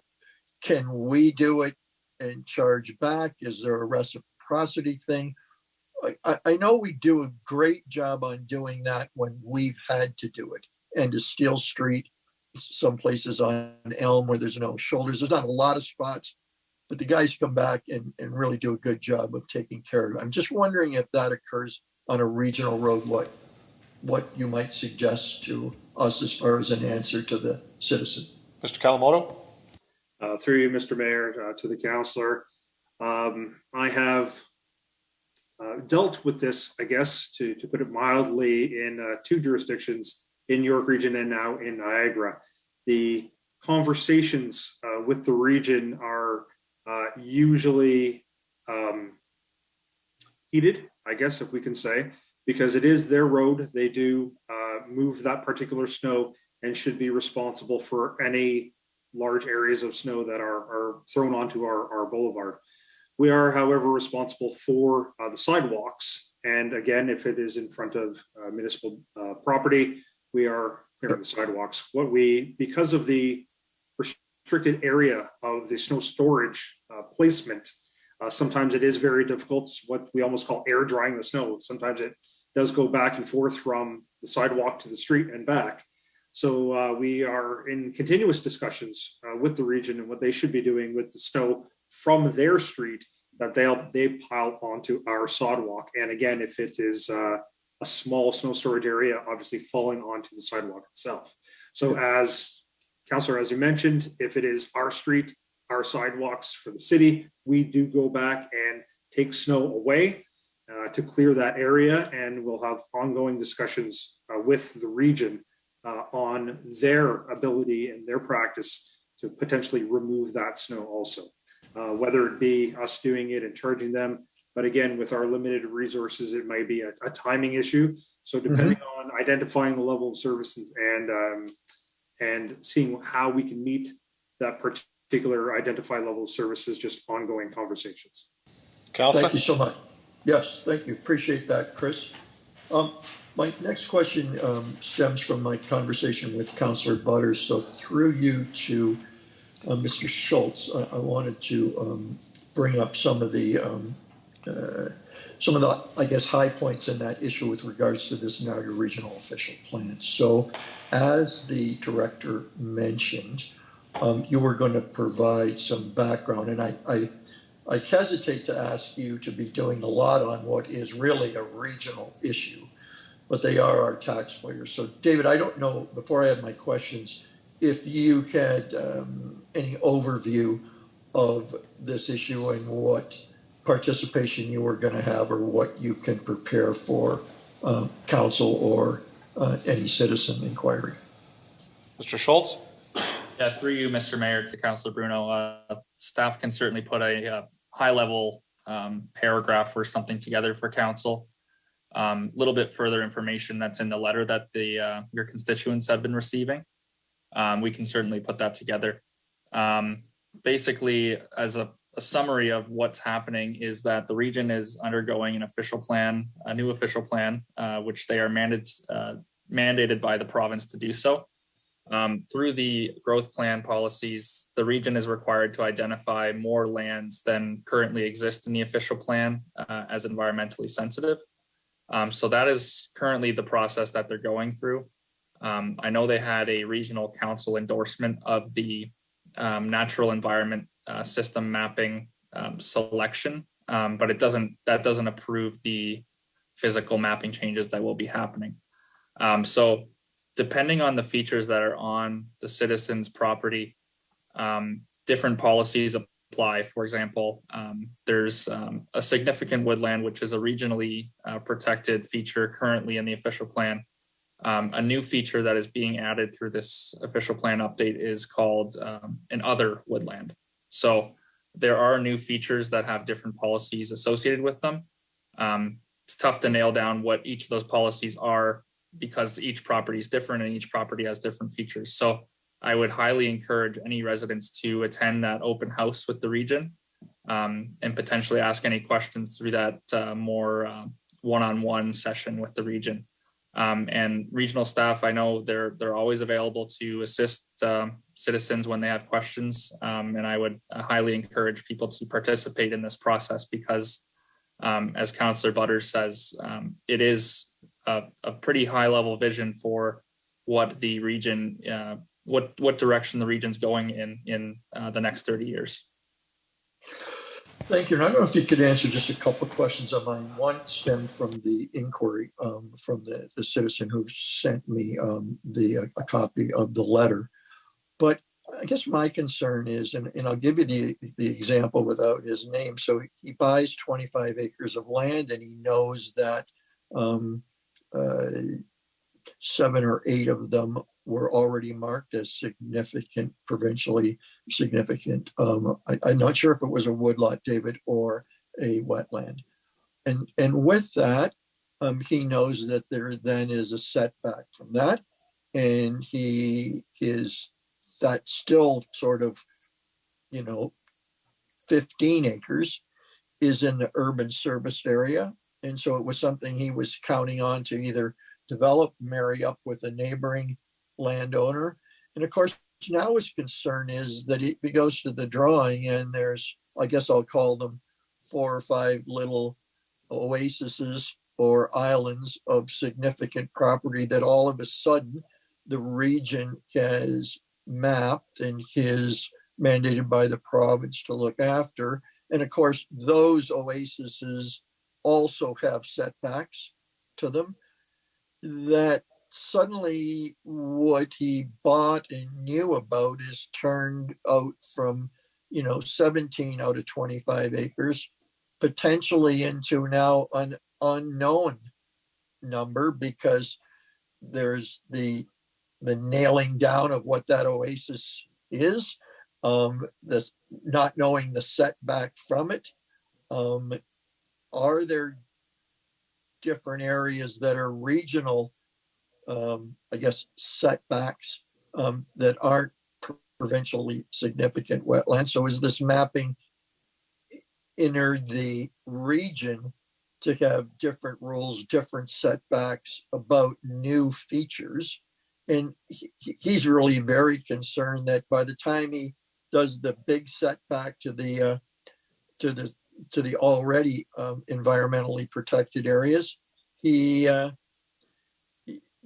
other setback on top of it, plus the oasis, plus the setback on the other side, could make a lot of his land useless. So is there now a regional significant areas that they'll be responsible for, as well as administering the provincial ones, or will it go to the, well, let me stop there. Mr. Schultz, then? Is that a possibility? Yeah, Mr. Schultz? Through you, Mr. Mayor, to Councilor Bruno.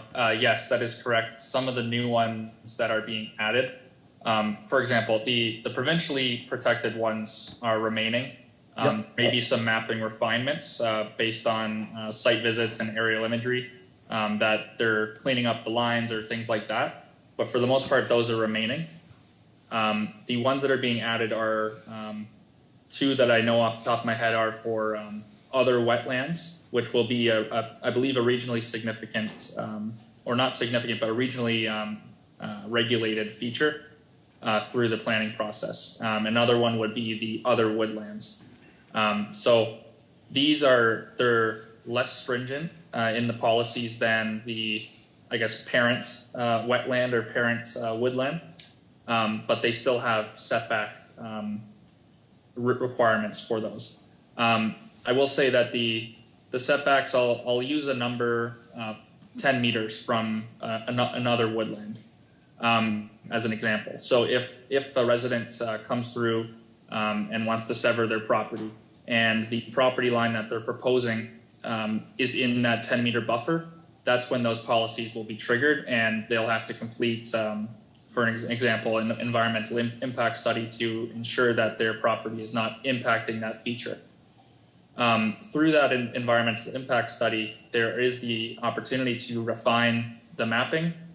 For example, a lot of the features are mapped using aerial imagery currently because it's not realistic to have a regional staff member attend each and every single feature in the region. It would be great if they could, but I don't think that's a possibility. So a lot of it is done with aerial imagery, and through that future planning process, if there is one, residents or landowners would be able to refine those lines if, for whatever reason, there's a discrepancy there. Thank you. And the one other one that concerns me with our limited either existing draft plan approved residential properties for subdivisions or ones that may be applied for. This mapping could impact the new developable area in an urban service area, thus reducing the amount of urban service area for development.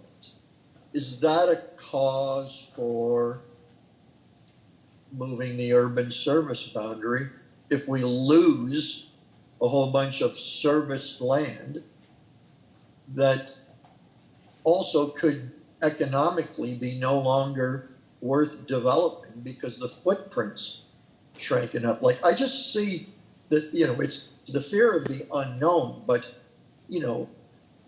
like calling a new area other, I think should cause people pause to say, what is other and the setback from it. So, I mean, is this something that could really alter the face of sort of smaller now urban service areas that could become now financially untenable to develop? Mr. Schultz? Through you, Mr. Mayor, to Councilor Bruno. It certainly has the potential to do that. staff have, through their review, looked at these areas that are potentially being impacted, and there still is a large amount of the land that is in the urban service boundary that is essentially ready for development is not being heavily impacted by these features. It's mostly the ones that are on the outskirts of the urban boundary, I'd say. For the point of your question where you were asking about or existing approvals or things in place like that, for an existing draft plan of subdivision, for example, there are transition policies that would carry that through. Once a property is draft plan approved, anything that happens after that is essentially not taken into account. So the draft plan approval would remain. Any changes are required to the draft plan approval. That's when the policies would be triggered.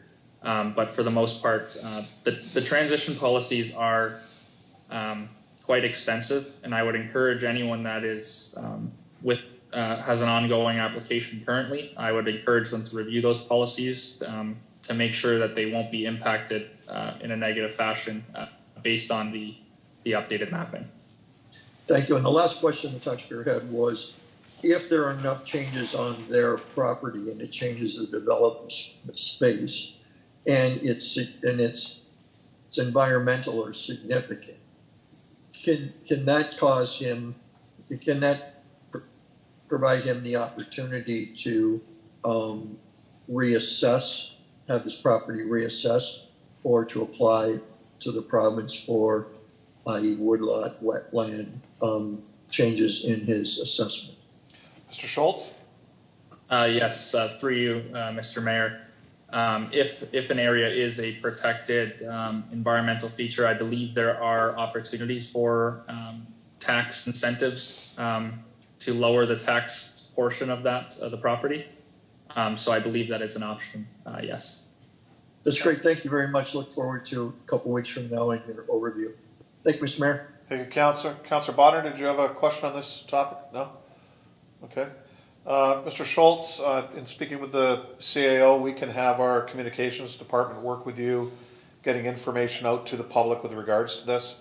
And I know the CAO has been touching base with Director of Communications, and she's well aware of this, that we can continue that. And also a copy of the letter, obviously, as Councillor Bruno said earlier, have a name redacted or address redacted so that council can at least look at the letter. Can you make sure that the clerk's department gets that out to each councillor in the mayor's office? Yeah, I can. I will reach out to the region and get a cleaner version of the letter, because I know the one that Councillor Bruno had was just a photo taken on someone's kitchen table. So yeah, if you could do that, we appreciate it.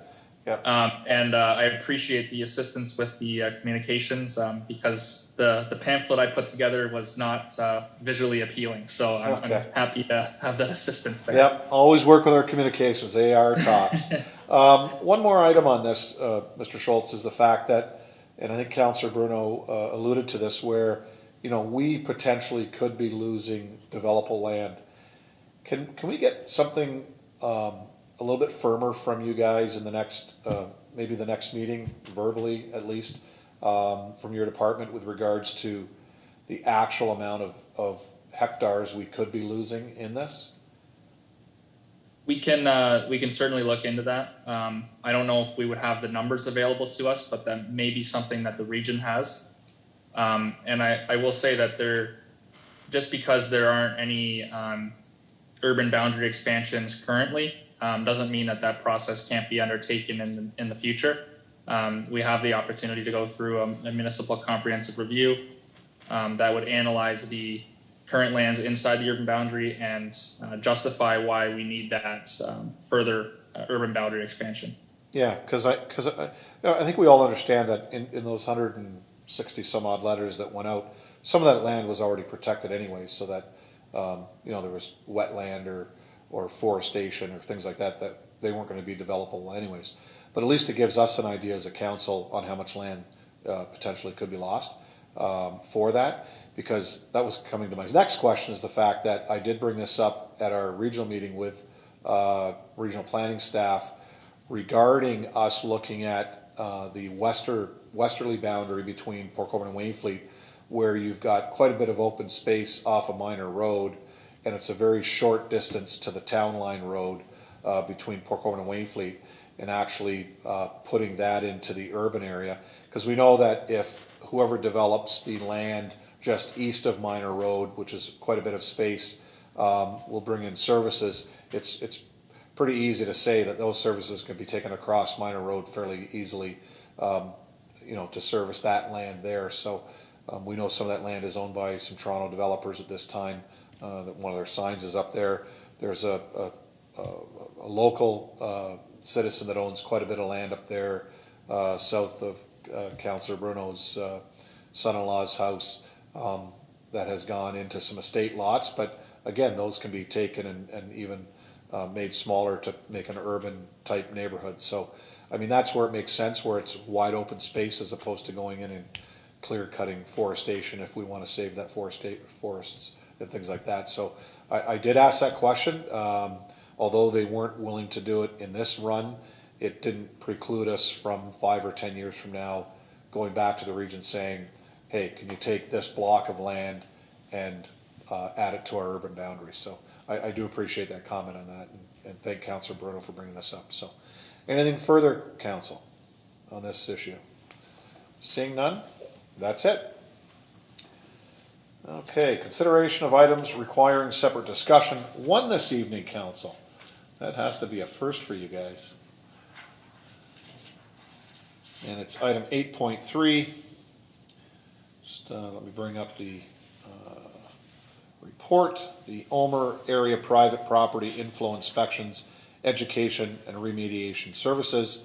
The recommendation that Public Works Department Report 2022-23 be received. The Council approve awarding RFP 2021-39 Omer Area Private Property Inflow Inspections, Education and Remediation Services to GM Blue Plan.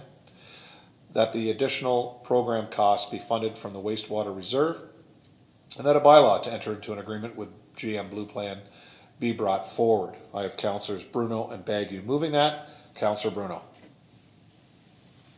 Thank you, Worship. I'd like to start off with a big thank you to the region on the funding for this, and to the director and manager of water and wastewater for the speed in which this program's been put together to inspect or retrofit and fund this critical step in trying to rectify a 30-year-old problem in the Bartok area. I mean, this is really moving at great speed and much appreciated by those residents. They are aware of this and see that there's really being some major activity surrounding this. So I guess when I first read the report, and one of the residents who has written to and met with staff on this, we both started out, I guess, with wondering, and if you have the reports in front of you with the diagram, it talks about the program that we're speaking of tonight, the 214 homes, but we didn't have any idea in that whole wastewater shed how many homes there were in total. And so I did have a conversation with the manager today.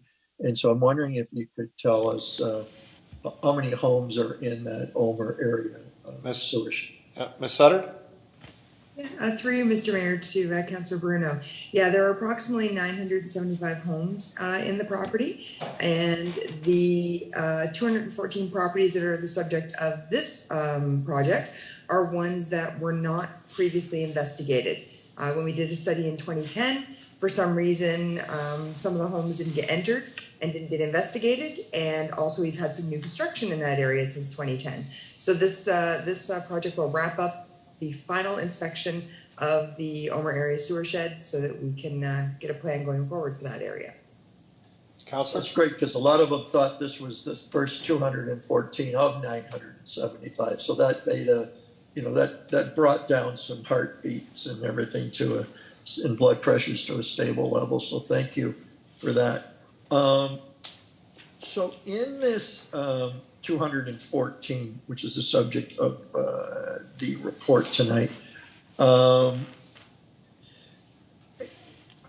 many homes in that area like, are you doing, I understand there's some left over from the 210 study, and you can only estimate until you do the actual inspections. But potentially, how many homes would you be estimating could come off the wastewater, the illegal connections, and be diverted from either the Bartok line or, for that matter, and just as importantly, the city being charged for treating clean water? Ms. Sutter? Yeah, through you, Mr. Mayor, to Councillor Bruno. There are 10 properties outside of the focus area, because there is a focus area that is subject for another project that we're doing. But we looked at the results from the 2010 study, and there were 10 properties left over from 2010 that didn't get remediated or required further investigation. And based on the findings from that study in 2010, we're estimating another 25 properties. So we're estimating around 35 properties may have connections to the sanitary system that we can get take it off the system and then stop those flows from going to the wastewater plant. Councillor?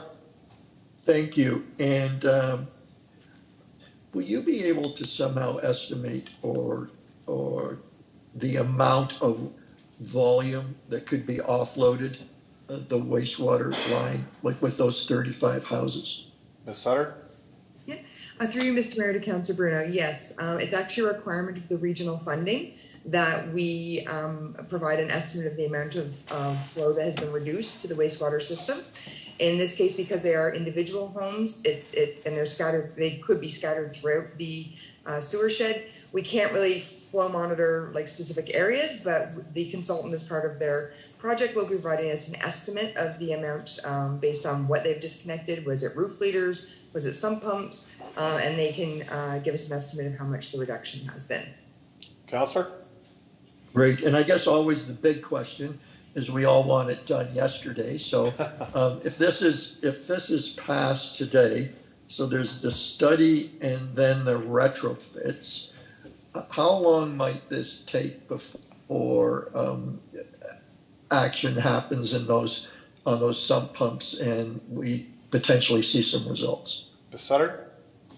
Through Mr. Mayor, to Councillor Bruno, I would anticipate that the study can be, again, like, we will reach out to the consultant, we will get the wheels moving on that. I would anticipate that the study could be done before the end of the calendar year for sure, and we could definitely start getting some of the easy disconnects. Like if it's just somebody has their roof leaders or their sump pump connected to their sanitary, we can just get them moved over to a storm line instead. Those would be fairly easy ones. So we anticipate that we'll be able to start seeing some movement on that definitely by the end of the calendar year. Councillor?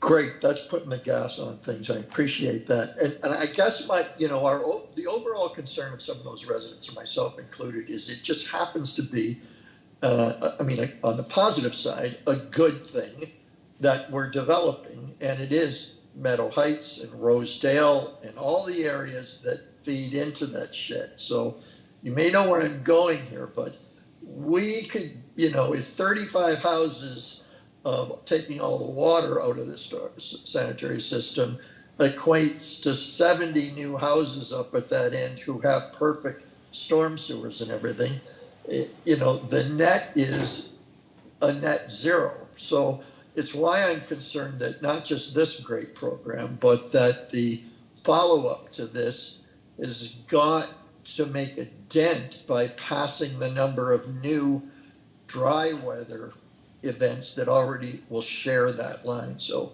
I just hope there's more to come in that sewer shed, because our growth may wipe out the savings. So thank you, Ms. Sutter. Thank you, Chris, and be fully supportive of this and looking forward to the next step in that sewer shed. Thank you very much, Mr. Mayor. Thank you, Councillor. Councillor Bagu.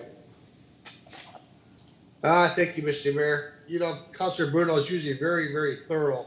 He usually asks the questions I'm going to ask, but he missed one. So to Darlene, because I'm new to this sort of thing, when somebody comes knocking on your door, they want to check your sump pump discharge, and you as a homeowner see this guy here with his badge on and everything else, are they obligated to let the person in to inspect their sump pump discharge?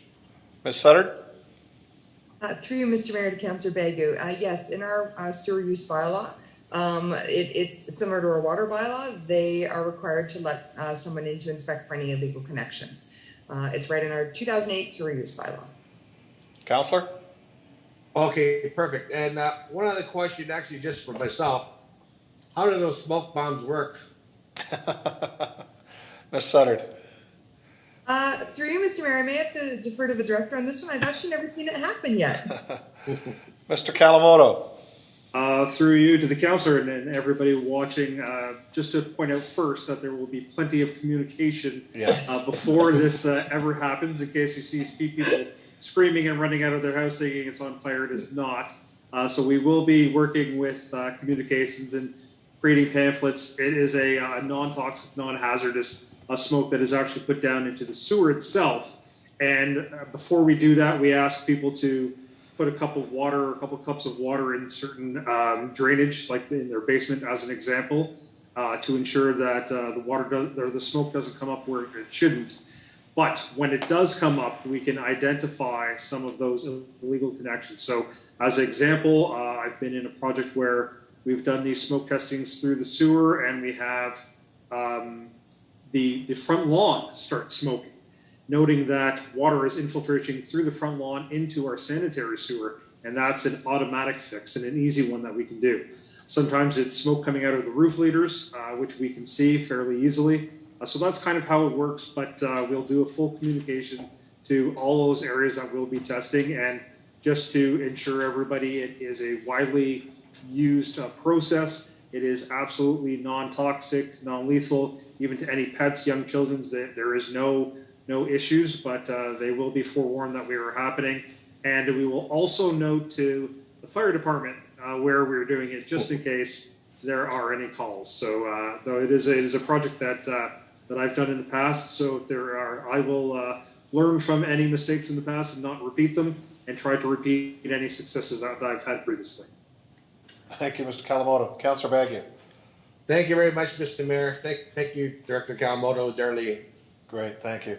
And back in the day when Councillor Bruno and I served as municipal councillors, Westport Gardens, we did this exact same project with the smoke detector, smoke bombs, if you want to call them that, and we were able to get a lot of eaves troughs and downspouts off the system, sump pumps.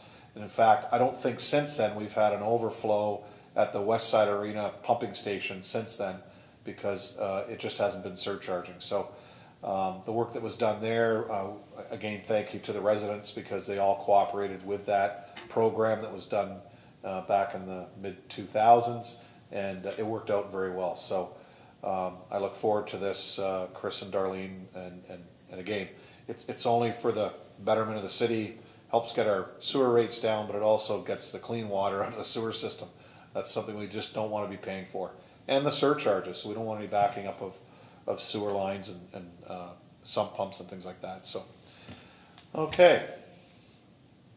Any further questions on this item? Seeing none, all in favor, please raise your hand. And that's carried unanimously. Thank you, Council. Council, there are no motions this evening. Are there any notices of motion? Seeing none, we have minutes of boards and committees. We have the minutes of the Port Colborne Historical and Marine Museum Board minutes from November the 21st, 2021. If I can have Councillors Beauregard and Bodner move that. Any questions? All in favor, please raise your hand. That's carried. Bylaws. Council, we have bylaws 20.1, 20.2, 20.3, 20.4. If I can have Councillors Bruno and Bagu move that. Are there any questions to tonight's bylaws? Seeing none, all in favor, please raise your hand. That's carried. We do have confidential items tonight, so I'm going to have Councillor Wells and Clayliff move that Council do now proceed into closed session in order to address the following matters.